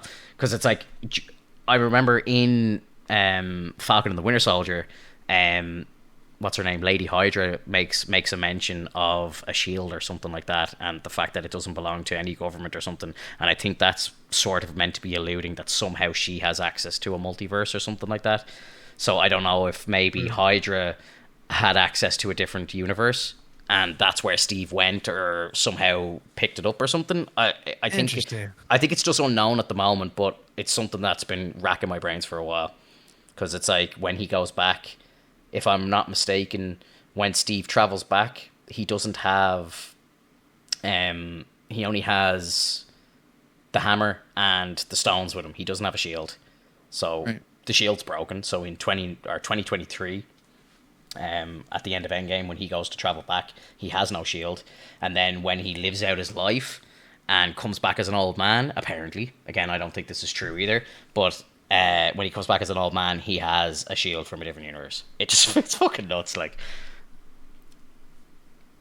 I said, the TVA will allow certain things to occur. Oh no, I don't, I'm not saying TVA, I'm not bro. saying yeah I'm not saying this has anything to do with the TVA. I'm like, Oh, okay. How does Steve get this shield? Where does the shield come from? How does he have it? Yeah. It's not the same shield that he had in 1945. It's not the same shield that in like Winter Soldier, you know, the way they kind of paint it or whatever. Like that's a completely different shield. The one that he has in in Falcon and the Winter Soldier, the one that Sam is holding right now, is not the shield that Steve Rogers used. It wasn't the one that went in the ice, so you can't return it to the ice. Like you can't just pick a new one out of the ice or the old one out of the ice. It's a different pickaxe. It's crazy. It's a different shield. It's completely different. So where did it come from? And how did Old Man Steve get it? Well, And I don't think Old Man Steve is Old Man Steve at all. They definitely leave like a bunch of little like things, kind of hooks for other people to come back and make content and like tie into that. So Yeah. like I'm sure it's completely different, and there's probably only like 3 people who actually know the story behind that, who are involved with the MCU. And one day they may explain to it, and or one day they might just be at a convention and be like, "Hey, just accept it, okay? That's the way it is." Like, Yeah. just one of those things we're gonna leave hanging. Like you don't Yeah. know, the mystery is better than the truth. Like I don't. Yeah, I don't Because know. They're all Yeah. Skrulls. He was a Skrull. It's weird. It's a different shit. I think Old Man Steve. Someone said this in a theory and it blew my mind. Like Old Man Steve is not actually Steve Rogers. It's like a Skrull pretending to be an old man, Yep. and then they have access. Like Get out of Yeah. jail free card. I yeah, don't believe this one. I do, bro. And I just the there's fact, so many. this, I the know fact. we talked about it last week. This one's out there, bro. I just think the fact that it's not Way his out. Pluto out there. it's not his shield, just kind of makes it even. It solidifies it more that there's something weird Well, going on. it can't be his shield. Of course not. Shield's destroyed. Yeah. Exactly. So he wasn't lying to Sam when Sam's like, it feels like someone else's. He's like, It it's is. not. Yeah, it is somebody else's. It's not even his. It's not even that. It's not even the Skrulls who's pretending to be Steve because Steve is on the moon. He sees you. You're already committed to calling him the Skrull. Get out of here. I really think it makes sense, bro. And there's The all these. Skrull There's pretending to be always Steve. all these jokes like, where is Steve Rogers? Is he on the moon? Where is he? I think he's in space with fucking Fury and stuff, and I think that he's gonna return for the Marvels. I think he's gonna be in that movie because he is Think coming. He's gonna be in Marvels. I think he is, or he's definitely going to appear in Iron Man 4. But I think he's going to be in space. I think he's actually not. I think he'll come back Iron Man- from space.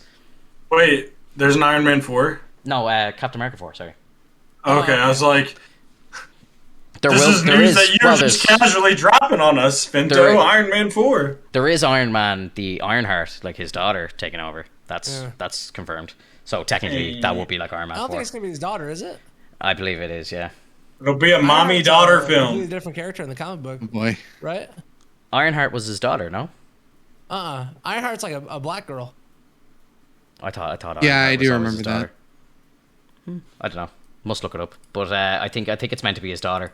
I would kind of like it to be the young kid that was from Iron Man 3, whatever his name was. Yeah, that was randomly at the funeral for no reason. Exactly. I think it would make a lot of sense if it was him. I don't know. I suppose it depends when, because like she's only like 5 years old, right? After Endgame. So like Yeah. if you have it in 5 years, she's what, 10 years old? She's gonna become a superhero? I don't think so. I mean, we do need a new Iron Man. I don't think so. I don't really need a new Iron Man. I think Robert Downey Jr. I think you retire the character. Like it's put him to bed. He's done his job for 10 years and he was phenomenal. And I don't need to see another person wear that suit. Like I definitely don't want to see Pepper Potts in the suit. That doesn't interest me in the Yeah. slightest. You just make it fully AI now. I Yeah. think he Don't probably even comes need back as AI He at has some point. he has 50 AI suits already. Like you They know what could I mean? easily. Yeah, you They put. could say that they captured his personality or something, and use him just as voice actor. I'm so surprised that Edith wasn't actually Robert Downey Jr.'s voice. Like you know when Peter Parker gets the glasses, I was I was genuinely Yeah. surprised that wasn't Tony Stark. Like that wasn't Robert Downey Jr. coming in and doing the Paul Bettany style, just like couple of lines, record them on his iPhone, and that's it. Like you know, make a couple of million more. Like, and then you know it keeps Tony in the universe. Then you know, and then you potentially find a way to put that voice into an Iron Man suit, and then yeah, he just lives on as a robot. Like, Easy I'll put win. money he's not. He's like an AI character of some sort in Shang-Chi and the Ten Rings. There's no way they do Mandarin without having some sort of Tony Stark Iron Man thing in there. There's just I no way. I would presume so. Yeah, like especially. I think they'll go down. We might just get like flashbacks, maybe, because obviously they're the ones who, you know, kidnapped him in the very beginning. So I wouldn't be surprised if we just kind of get the cheap kind of throwback to the very first film, and you know they kind of maybe just reshoot and use some footage or something like that. Sure. But even that would be kind of cool. But yeah, I would like to see some new Iron Man for sure. But if I'm going to see Iron Man, I want it to be Robert Downey Jr. Like I don't want somebody else taking over the mantle. Like And he's just getting so old. Like he looked rough in Endgame. Not rough, but like you could see the age he's on aging. him in Endgame. He is. You know? He is like, aging. Yeah. the thinning of the hair and. Like, Yeah, he's definitely aging. But you know, do you bring back an older version of him from a different timeline now that you've got like the multiverse opening? Like you know, you've got a chance to bring him back in a few years. I know it's not as special, but at the same time, is it worth it? I don't think it's worth it. I don't know. I kind of like the whole like if you're gonna jump into like you know Spider-Man stories from the comics and stuff like that, like when they do the kind of Secret Wars, and Spider-Man's assembling his team, he has like Iron Mans from different like universes and stuff like that. Like so you could potentially if they're gonna do that, you bring in like a different version of Tony Stark that didn't die during Endgame, and then it's like a way to bring Robert Downey Jr. back for a film, and he's more aged and he's you know a wiser man, he's lived longer and stuff like that, and then like you know at the end of that movie trilogy or whatever it's gonna like unfold as, he then just kind of steps back into his own timeline, and then you know it's like a tip of the hat, nice to see you again boys, and then he's gone. Like I think that's what they're gonna do with Chris Evans as well. I believe he's going to come back as like a Hydra Cap or something. He'll be like an evil version of himself, and he'll be around for like a movie and maybe and maybe like an appearance in another movie, and then that's it. He's done. You know, because I know I know he has signed back on, so he's going to appear somewhere. I just don't know where. I presume it's going to be Captain America 4 somewhere. I think he's going to come back from space with Nick Fury and be like, "Hey boys, what did we miss?" Fact. Definitely. I just see that. Yeah, I just see that happening so much. Like, because, you know, after seeing Falcon Winter Soldier, I still don't think Sam can carry a full movie. No. I love him as Captain America. I don't see him as like a. Can't even get a boat sailing. You know, I don't know, man. Yeah, he just doesn't feel like he fills it. I fully agree. Forever unforgiven about that boat. I'm not letting it go ever. So can't get a boat. Here's a funny one for you as well. I kind of took note of it just because. When I was kind of thinking about like the whole TVA and the sacred timeline stuff like that, what do you make or where do you think Deadpool would land after his antics at the end of Deadpool 2? What do you think the TVA would do? I think the TVA doesn't mess with Deadpool. They don't want. He's like me when I got grounded as a kid. I would annoy my parents so bad that they'd be like, "All right, you're grounded out of the house. You're actually not allowed in the house."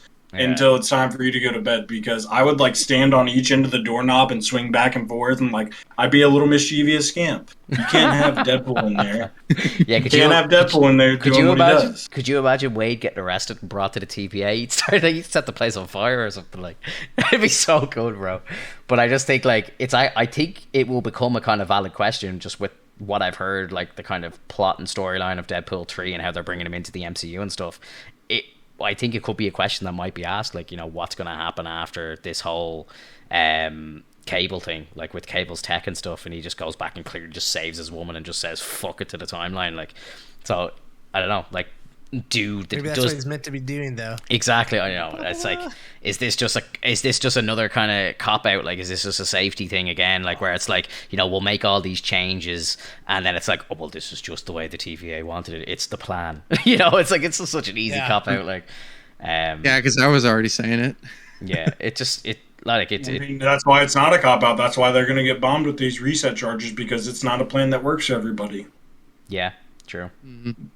They're setting up themselves to be the 1984 of this multiverse. They're going to be the man that we have to break from the oppression from. Like, they don't seem they seem just kind of like they're the governing, you know, justice here. But I feel like as each episode goes, it's going to get more they're going to kind of feel more oppressive until we're rooting against them. And then when the finale comes, if it is my prediction, and they're trying to bomb it, we're going to be like, yes, make it happen. We're gonna want it. Do you have any interest in watching the teaser for episode 2, and then maybe we can kind of theorize. Sure. I know some people don't like watching them. Me personally, I think it's kind of cool to know what's coming, and then we can kind of, I can kind of think like what's going to happen in my head, and yeah, fuck it, we'll throw it on. Hang on one sec. We're going to the movies. I saw you're going to Quiet Place too. Oh. Yes, bro. I booked tickets today. I know, bro. I'm so happy. When is it for tomorrow night, 9:45 my time. So it'll be a bit of a late one because like the movie's going to start at like probably like 10 p.m. 10 past 10. So like you'll be leaving the cinema like at like midnight or whatever. But I'm way into that. Like I love going to the cinema late at night when there's no one around and stuff. It's fucking great. Bring your lightsaber when it gets. Oh my god. When it gets dead silent on a scary part in the movie, bring your lightsaber and just turn it on. Yeah, no, I get thrown out. It was so hard. I was trying to book. So we have like these like kind of like IMAX deluxe screens. They're called iSense screens. I don't know if you have them over there, but basically, I was trying to book that screen, and with the way that they have the social distancing and stuff, it's so hard. Like you can't sit in half the cinema, like so you can't have anyone sitting anywhere around you, like 3 or 4 seats anywhere around you. So you can't have anyone in front of you, behind you, left or right, for like 2 seats of a space. So like it was actually really hard to actually find 2 seats that were together and that were socially distanced and not in a shit part of the cinema, like the first row or like to the very right or very left or anything. So I was actually just happy to be able to actually book tickets, like, because as well they weren't taking bookings for 2 days in advance. Like usually, like you can book. I could book a movie now to go see something next weekend usually, but at the moment you're only able to book like 2 days in advance, and they're booking out so quick because there's so few seats. So it was a miracle that I got it done. But yeah, I'm really looking forward to it. Hell yeah. I was going to ask you, did you get any notifications about Black Widow? I recently bought tickets to see it Thursday on the 8th. Oh, interesting. Yeah, I haven't looked to see if there's any like pre-sale or anything, but obviously with the cinemas, obviously with them open now, at least I will 100% get to see it on the big screen, and I'm going to try my hardest to make the first showing that I see of it be on the big screen. If I can, if I can. bought surround sound, Dave. There's streaming options. I'm not mad about streaming it. You'll be able to buy it on Disney, like, so you'll pay, like, if you have a Disney Plus subscription, you select Premier Access on the movie, and I think it charges your account an extra, say, $30 for the next month. Yeah. And then you kind of, just like a box office or a pay-per-view or whatever, you just pay for it as a once-off, and then you get to just watch it on the release day in your house if you want. Nice. Yeah, I bought surround sound. I was hoping I didn't have to do that, because like I've seen every single Marvel movie in the cinema and I didn't want to break the streak. And I was kind of pissed off that COVID was potentially going to block me from seeing it. Yeah. But now that I can go, I think I will probably watch it at home as well. But I definitely want to see it on the big screen. Oh yeah, 100%. If you have that streak going, you can't break it. You can't. I want a big fucking plate of nachos in front of me, like with cheese and shit, and I just want to sit in the cinema and just be like in heaven. Like cinema for me is definitely. See, I might get like street tacos and then bring them home and watch it. Fucking street tacos. Listen, I got You're some. keeping that place alive just by yourself. I might be, because not all of us are spoiled like you Orlando folk over there with your Dragon Ball Z themed ramen restaurants. What? It's nice. It's nice. It's very nice. All right, let's see this teaser, Finto. Let's do it. Glorious purpose. You're here. Sorry, one sec. Start it again. Glorious purpose. You're here to catch time criminals. But if you want to rule the universe, you better help us save it first. What could possibly go wrong? There's like a million things. I want you to help us fix it. Not my forte. Pretend your life depends on it. I'm gonna get a snack. This Wednesday, I am the god of mischief. It is adorable that you think you could manipulate me. Wherever, whenever, whatever it takes. you need the god of mischief to help. Unbelievable. Wherever you go, it's just death, destruction, the literal ends of worlds. I know. You can trust me. Loki, I've studied almost every moment of your entire life. You've literally stabbed people in the back like 50 times. Why Never do it again. Welcome to the team. Original series streaming this Wednesday. Oh, it's so good. That'd be amazing. What is this? Look at this. I noticed this. Yeah, like when he's on the TVA, I bet he gets access to his powers again. I'm wondering what this is. Are these like cracks in reality or something, or Maybe like an end of time kind of thing. because it looks like there's kind of like that looks like the door that's behind it, but it's like gold behind it or something like that. So it's like maybe it's a like going through a kind of portal to the same place but in a different time or some shit. I don't know.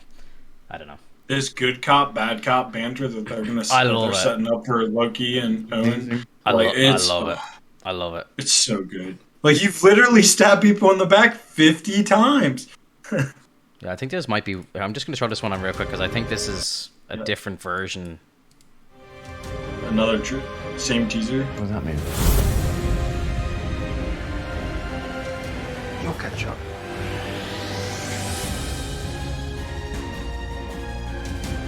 Music in this is awful. Glorious. I am Loki, and I am burdened with glorious purpose.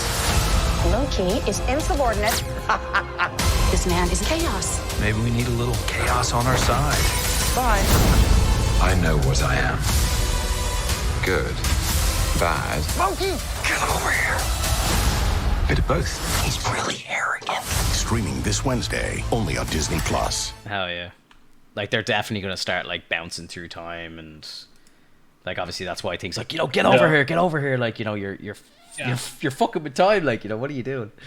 I think maybe there's multiple Lokis that are trying to Oh, yeah, like 100%. whatever there's the Lady Loki has converted multiple Lokis, and when you see the actual Loki title screen, one of the O's has devil horns, so that's Yeah. like leads back to the one that they're making look like a devil. So I don't know. I think they was kind of confirmed that in each episode we're gonna get a different Loki. So episode 2 looks like we're gonna have that one that looks like he's wearing like the Vote Loki badge or something. So I don't know if it's like some sort of President Loki. yeah, like President Loki or something, or like that he's from a timeline where he's a politician or some shit. Or I don't know, like he's like Well, trying Trying to to take do it over the right way. He's being that's elected to definitely take the over comic Asgard book, or so. something.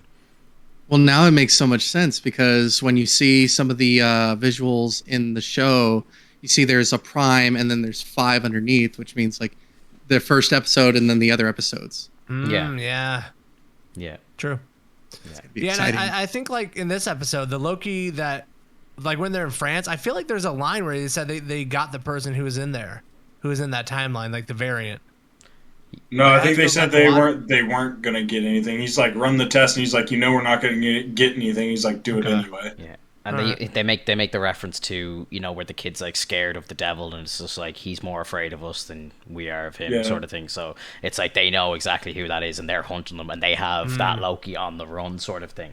Gotcha. He actually tells them to scan for temporal aura, so I think that's gonna come back again. I think that's gonna be like a way that they identify good and bad Lokis, because maybe that might show what their characteristics are like, because he's like scan for a temporal aura, and then even at the very beginning when Loki gets his, he's like, what is that? He's like, it's your temporal aura, and he like wants to look at it. He's like, move along, and they like kind of tease it for a second, and then That's the soul, take right? the shot away. Yeah. That's proving he has a soul. That's one thing that I was reading about the whole She-Hulk thing, was that the villain that was in that story was Clockwise, and the only reason why he became involved was because they went to get Southpaw from 15 years later, because apparently 15 years after She-Hulk meets Southpaw, Southpaw becomes one of the greatest lawyers ever, and so she represents She-Hulk. TVA goes and pulls her. Clockwise gets a reading from like I think the temporal aura, and follows that signature, and then finds a ret cannon and starts going haywire. So like temporal auras are probably going to be a big deal. Interesting. Yeah, it seems like it. Interesting. Seems like it's the way the TVA tracks who's who. Yeah, I'm just excited at this point. I'm excited. at the box that they've opened up, and just, whatever comes spilling out, just let me take it all in. I think I'm going to be left at the end of the show wishing that there was going to be a season 2, knowing that there's not going to be. It's going to be one of those situations.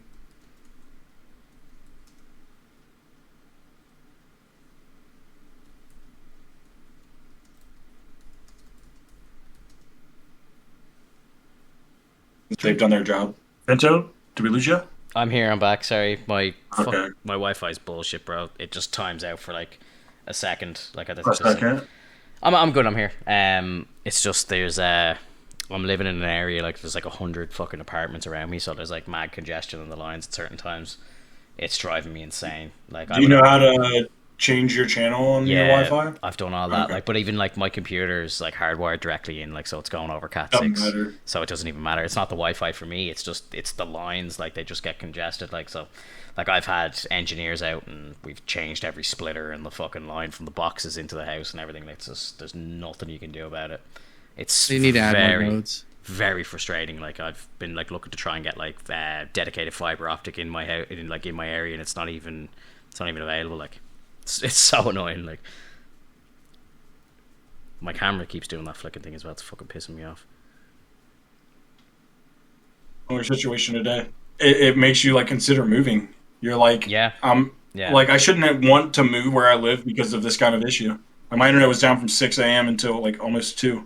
And they're like, yeah, but you could pay for a business line, which isn't any faster internet. It just guarantees that it comes back up faster. And it's like, Thanks. what? Yeah, Yeah. thanks. So All you just want me to pay more money for not better results, but for a guarantee that, like, if you can guarantee to make it work faster, then just make it work faster. Like, Yeah, like, you know, there's companies in Dublin here that like they provide like dedicated fiber, so you know you're getting your own private line from the box into your house, and it's like 1 gig up and 1 gig down, and they do it cheaper than what I pay now, but it's not available in my area. Like, so I'm so fucking annoyed, and I'm looking for houses, and I'm like, oh, I nearly like kind of before I like put a bid on a house, I'm gonna like check to see if I can get this internet in there first, and like, I know my girlfriend won't be like, well, you know, fuck that, we're not going to buy a house just because of like, you know, an internet line. But I'm like, you have no idea how important this and is. you're gonna be like, you watch me not buy a house because of internet. Finto's living in the 2000s. She's got to catch up. Yeah. Finto, you have no idea how much that's important to me as well. My girlfriend literally checked a house that she's looking into. Yeah. She's like, wait, let me check the internet. And the highest they were offering was like 100 meg download. And she's like, nope. Yeah. No, thank you. Like, I got 500 down and 50 up, which is good, but it's just like that speed doesn't bother me. Like, I can kind of do everything with that speed. It's just the congestion. It's sharing the lines. Like, that's the problem. I heard stories of German internet back in like early 2010s that they were developing Wi-Fi that was over a gig speed Wi-Fi for up to a mile away. Yeah. In Germany, like, yeah, Europe is we just need better crazy engineering. ahead, dude. Like, even Poland. You know, when a lot of the Polish started moving over to Ireland and living here, they were so shocked. Like, I had a few people that I used to work with that were moving over. They're like, you're in a, like, Ireland was considered like a third world country in like the early 2000s. Yeah. When it comes to internet speed. And like, I feel like Sweden's like that too, like, fast. Yeah, we were getting speeds. Like, we're only starting to get speeds now that they were getting 15 years ago. Like, that's a fact. Like, it's crazy. It's absolutely crazy. Yeah, it's nuts.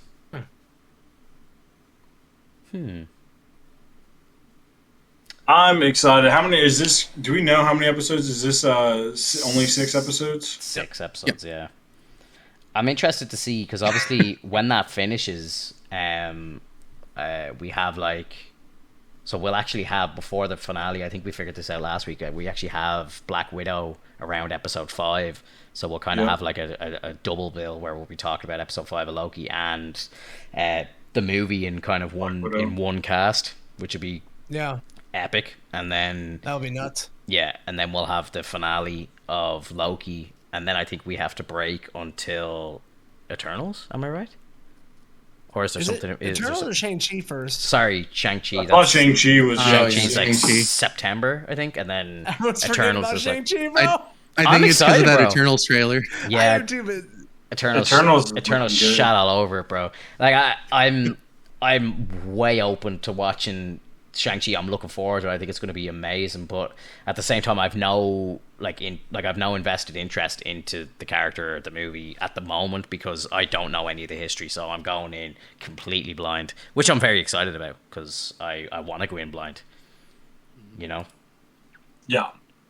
I'm really excited about that prospect of going into something as kind of a normie kind of fan and just seeing where it goes.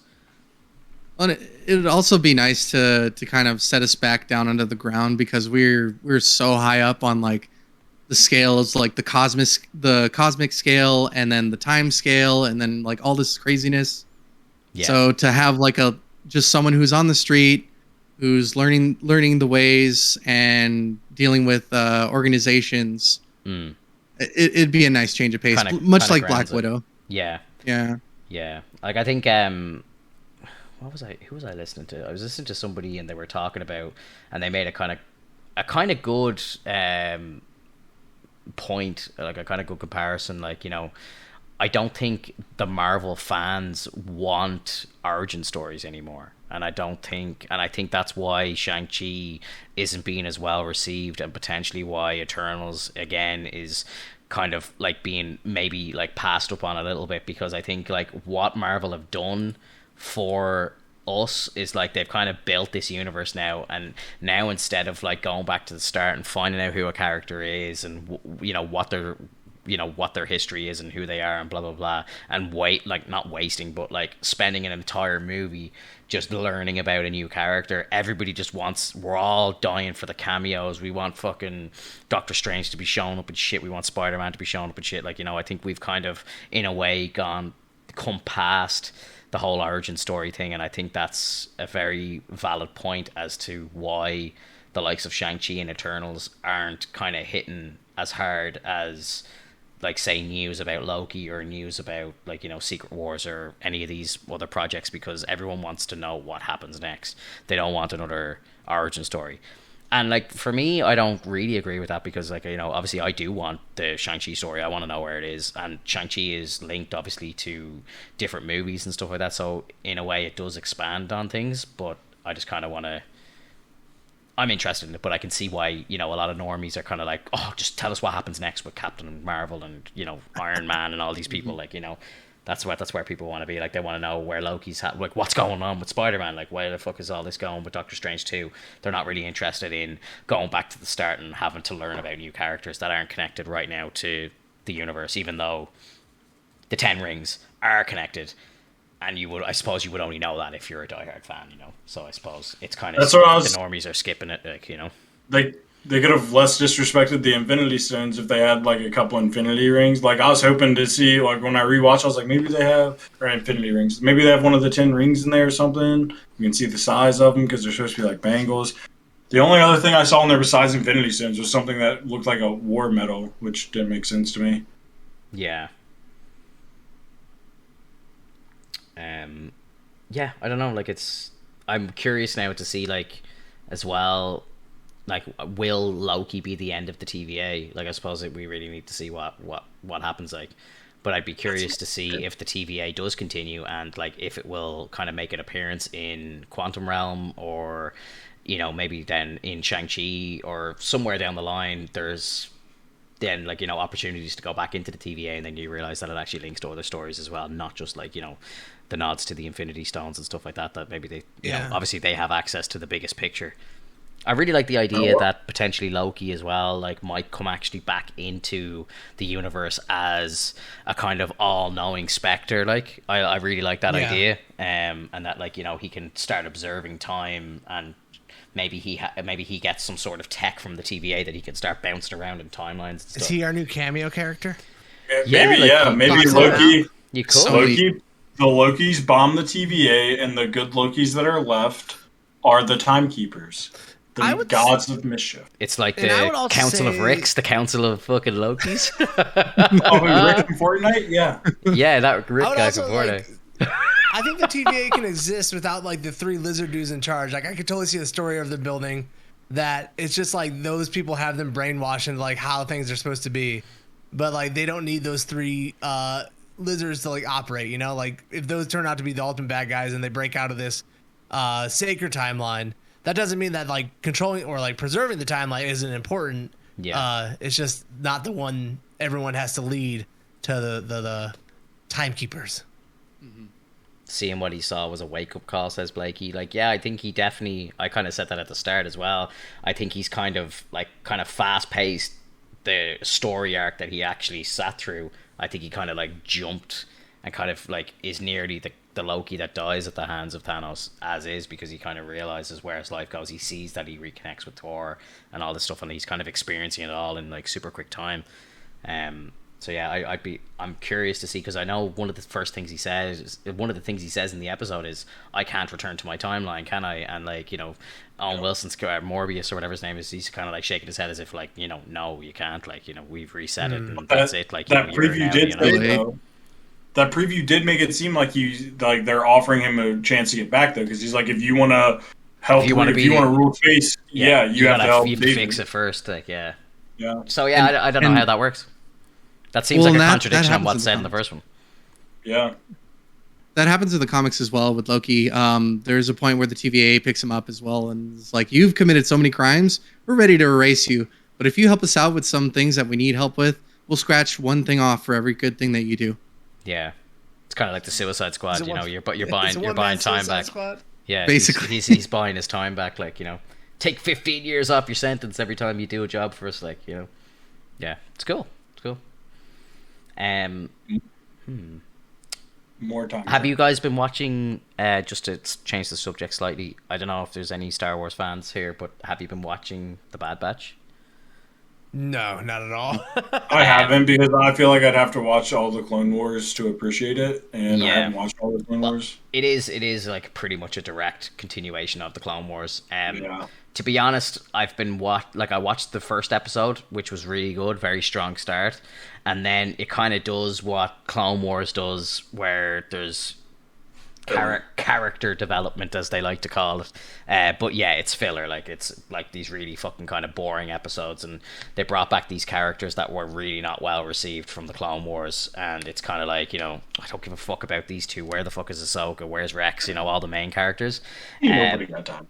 But apparently this week was episode 7, and I haven't seen the episode yet, but I saw a few of the creators that I watch were putting up like previews and stuff and saying like, holy shit, like, this was an amazing episode, so I'm gonna have to watch it. But yeah, it's a tough one, because it's like, you know, it's definitely, if you've watched Clone Wars before, like I always said in Clone Wars, like it's about the clones, but the worst episodes of the show were the ones that were focusing on the clones. You know, in that show, it was all about anytime Obi-Wan showed up, or Anakin, or fucking Darth Maul, or anything, you're like, this is the fucking greatest shit ever. And then it's like, oh no, here's an episode just about the clones. Yeah, I'm gonna skip this one. Like, you know, it's and I think that's what's gonna happen with this show as well. Like, it's gonna definitely be like, you know, the ones that are like the character development episodes just about the Bad Batch. It's like, you know, you can kind of scan through them and see if anything cool happens.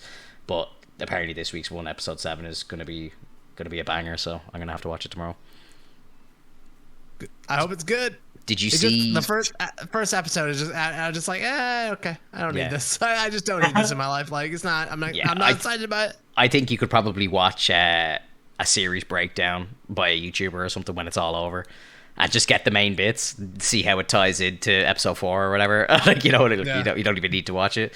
Like, I think, to be honest, like, you know, you don't even need to watch, like, there are some amazing episodes of the Clone Wars, like some of like Anakin's best stories, and Ahsoka's, like, some of Ahsoka's shit is incredible. But, like, you know, you'll find a list on YouTube or like on like Google of like just the most important episodes to watch, and you can literally skip the rest. It doesn't fucking matter.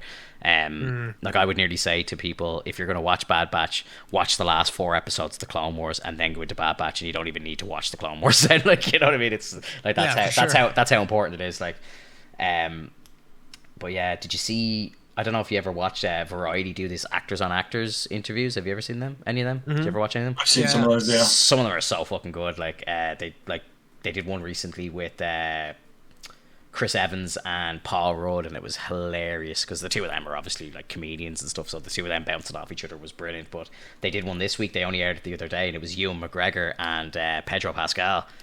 And during it, Ewan McGregor asks him, "So, what's the story with Mando 3? Like?" And real awkward. Like he's kind of just like, yeah, we haven't shot anything yet. Like, and they're like Ewan's like, oh, what's going on there? Like, and he's like, yeah, I can't really talk about it. They kind of laugh. It's like, oh shit, yeah, we better not get in trouble here. Like, but it's kind of like, I think he's like, oh yeah, we've been delayed. Like, so I think everyone's got all the Star Wars channels now, like Mando 3 delayed, Mando 3 delayed. Like, like just because like Ewan McGregor being a bollocks, just asking him like, so what's the story of Mando 3? And he's kind of like, shit, bro, what are you doing? I'm coming. What about you, buddy? Yeah. Oh man, I'm so excited for that Obi-Wan show. Pedro he probably ended that interview. Was like, dick move, bro. Yeah, he probably texted him after, bro. You trying to get us both fired? What the fuck are you doing? Gotcha. Yeah. Oh, so good. Yeah, I think we're just about to hit 2 hours, guys. So I think that's pretty much it. Unless anybody wants to bring up any other topics, or if anyone in the chat wants to ask us any questions, fire them in now, guys. And the boys, they just had the costume reveal for what's his face and the boys. Soldier Boy. Yeah, Soldier Boy, that's his name. One of my boys, Jensen Ackles. Jensen Ackles. As you know, I'm a massive Supernatural fan. I watching the show for like 12 years, like consistently, episode by episode. Mm-hmm. So I love him like as an actor, bro. Like I grew up watching Supernatural, like, and so good. Like, and he's such a phenomenal and like underappreciated actor in Hollywood. And I think this show is gonna absolutely skyrocket him now for his career. Like, he's gonna blow up. I just feel so bad for the other guy in the show because he took like a fucking he took a remake of that Chuck Norris fucking Walker Texas Ranger shit. Yeah, he took a remake of that on the CW, and like obviously probably made a shit ton of money because he's like getting his own show and he's the star of a show, but the show's not great. Like, I watched the first 2 episodes of it, and again, I'm going in with a bias because I love him so much as an actor, and like they've had such a positive impact on me, on my life, like, and it's just like I'll watch it because I'm just so loyal to the actor, but the show's fucking shit. Like, whereas Jensen's taking a really small role in like season 3 of a show, but The Boys is just obviously so good, and his character is due to, like, the directors of the show said that like Jensen's character is gonna make Homelander look like a Boy Scout, was the official statement. So that's how crazy this guy's gonna be. And a fun fact for you as well, when they were doing when they were casting for Captain America, Jensen Ackles went for an audition and didn't get the part, and now he's been cast as a role which was invented to be like an evil Captain America.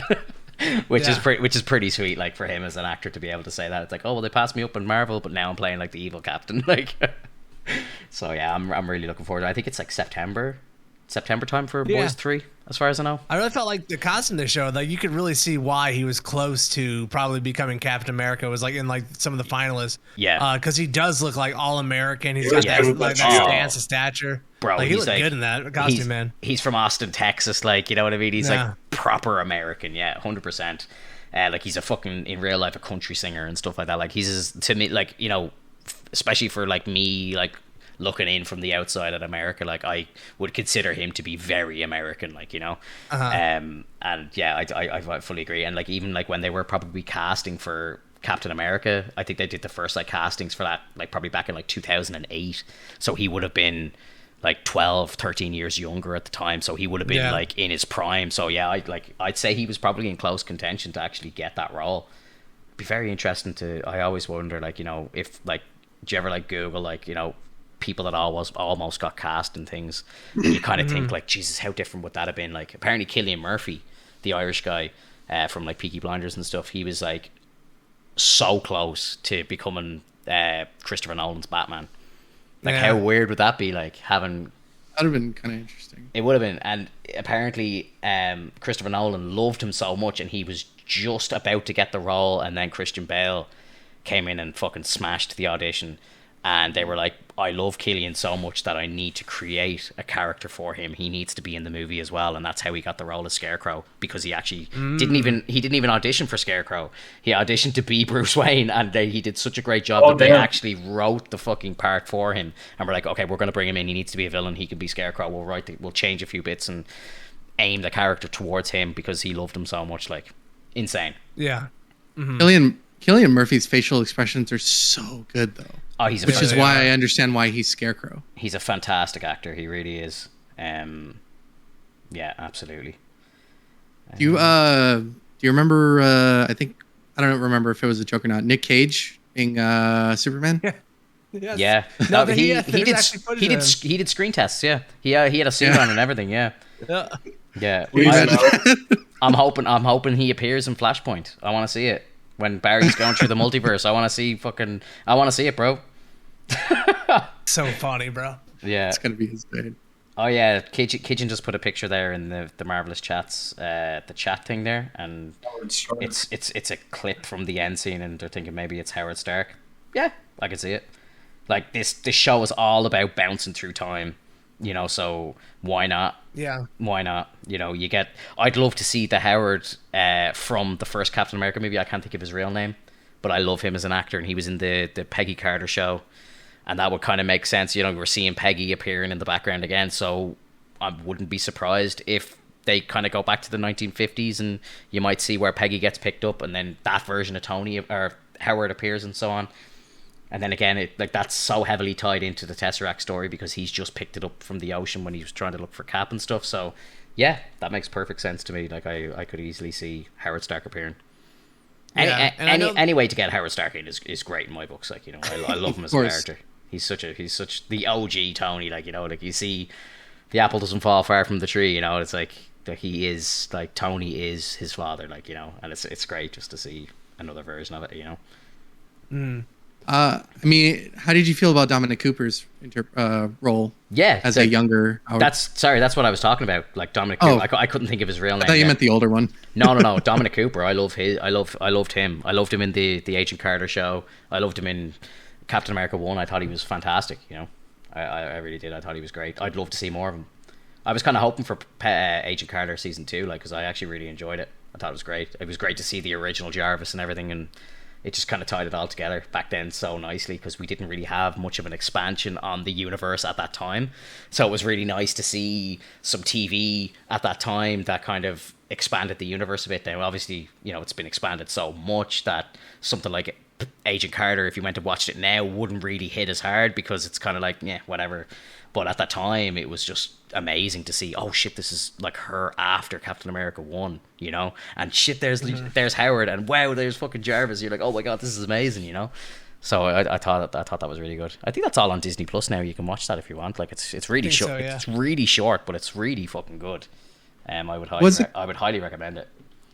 Was it confirmed that Agents of S.H.I.E.L.D. was non-canon? No, I think it is canon, but I think it is canon. Okay. I think something happens in it. I haven't seen it, but I think something happens in it that they retcon it, a lot of it somehow. I don't know if there's like an event, because I know the story of the show. I stopped watching it when they stopped linking it to the movies because I just thought it was pointless. Then they did a storyline where the characters of the show they went into a diner at the end of this episode, and it was like Twilight Zone shit. Like, you know, there's a flash and then they're all gone, and it's like, oh my god, the second I said flash, my camera did that fucking green thing. But yeah, there's this like stupid flash, and then the season ends, and then like we were getting promos for the next season, and they were in space surrounded by Kree and all. I'm like, what the hell is going on? And then it turns out that they get picked up by the Kree and brought into the future, and I was like, this show's fucking stupid. Like, I you know, again, like this was before Guardians of the Galaxy even, so like, you know, we weren't even introduced to Ronan at the time, so it kind of makes sense. Or maybe it was just after Ronan, so I suppose it kind of makes sense. But the fact that it was in the future for me kind of just completely disconnected it from everything. Like, you know, it's pointless. And I know Coulson's alive, but now he's living in like the year 2500 or some shit. Like, I'm like, this is just stupid. But apparently I saw a clip on TikTok, and it's from one of the very last episodes of the show. Again, I haven't kept up with it, so I never saw it. But one of the characters mentions to Coulson, they say, we need to get back to your time because Thanos is attacking your planet at the moment. So they mention Endgame, and I don't know if the Agents of S.H.I.E.L.D., I don't even know if it's continuing now, but I think the show is to end with them going back into the current timeline, which I think I would kind of like to see, because I'd like to see Coulson return, and, you know, I love him as a character, and he was the only reason why I started watching Agents of S.H.I.E.L.D. in the first place, was just to see, you know, it's like, oh, this guy died, how is he still alive? And, you know, it was kind of interesting for the first season or two, and like Nick Fury was in like the second episode of the show, so it was still kind of relevant to the series, but it really dropped off. Like, you know, it kind of like Clone Wars, very hard to kind of watch and put time into and feel like that time is well spent. It just does not. It's really just not, like. So it's I can't recommend that you watch it. You know, I would feel guilty about you putting time into it. You know, I just don't feel like it's time well spent. I wonder. I'll do a bit of research actually and see if there's like a kind of best of list maybe or something that you could kind of bounce through. Like, one thing that I loved about it was the very end of the second season. The last thing Phil Coulson says, geez, we better call the Avengers, and then Ultron starts, and that whole season was them hunting down the scepter, and they end up in Sokovia at the very end, and then it ties perfectly into Ultron. And I remember going to the premiere of Ultron after watching that episode the day before, and it was literally just a perfect flow from TV into cinema, like, and it was like, I wonder, like, I remember going to see that film and I was like, I wonder how many people have experienced this the way I did, like, because I watched the show and then the next day I literally saw, like, that scene, like, the show ends with a pan over Sokovia, and then it's literally that next shot, the shot literally continues straight into the movie. Like, I thought that was really fucking cool. And, like, they weren't doing stuff like that back then. So I thought, like, shit, this is really cool. But then when they had that disconnect, I was like, okay, I'm out. It's not paying off anymore. It's ruined now. Yeah. Yeah, big time. But yeah, I'll have a look and see if I can find like a kind of penultimate list of the best episodes or the most important episodes of Agents of S.H.I.E.L.D. to watch. Because I'd say there's probably a few that have cheeky little like references to, you know, bits and pieces. Like the show was kind of cool actually when during Captain America 2, when the whole thing about Hydra came out, because it affected the show in a big way, because they were like, shit, we work for S.H.I.E.L.D., who the fuck is Hydra and stuff. And then you knew that the team or the cast of people in the show, you knew that these people were S.H.I.E.L.D. like 100%, but they started questioning everybody around them, and they kind of became their own kind of, they went underground and became their own kind of secret S.H.I.E.L.D. or whatever. And Coulson then became the director of S.H.I.E.L.D. So he's actually the director, I think he's technically still the director of S.H.I.E.L.D. at the moment. But again, S.H.I.E.L.D. is kind of seen to the public as being disbanded, but they actually have a secret division of S.H.I.E.L.D. still going, and Coulson's the director. So it's interesting, but it's not worth watching, unfortunately. Sorry, Marvel. Long story short. Yeah, long story short, don't watch it. I'll find you some articles that you can read real quick, and then you'll be caught up in 10 minutes. Yeah, guys, that's about it, really, I suppose. No one's got any questions in chat or anything, so I will see you guys here next Friday, episode 2. Marvelous. GG's. It's been marvelous. Marvelous chat. What a marvelous chat. That's the best way to end it ever. What a marvelous chat. What a Hope marvelous you guys chat. all have a good night. Guys, thank you for being Have a here. good one. We'll talk to you soon. Later, everybody. Bye. Later. Later.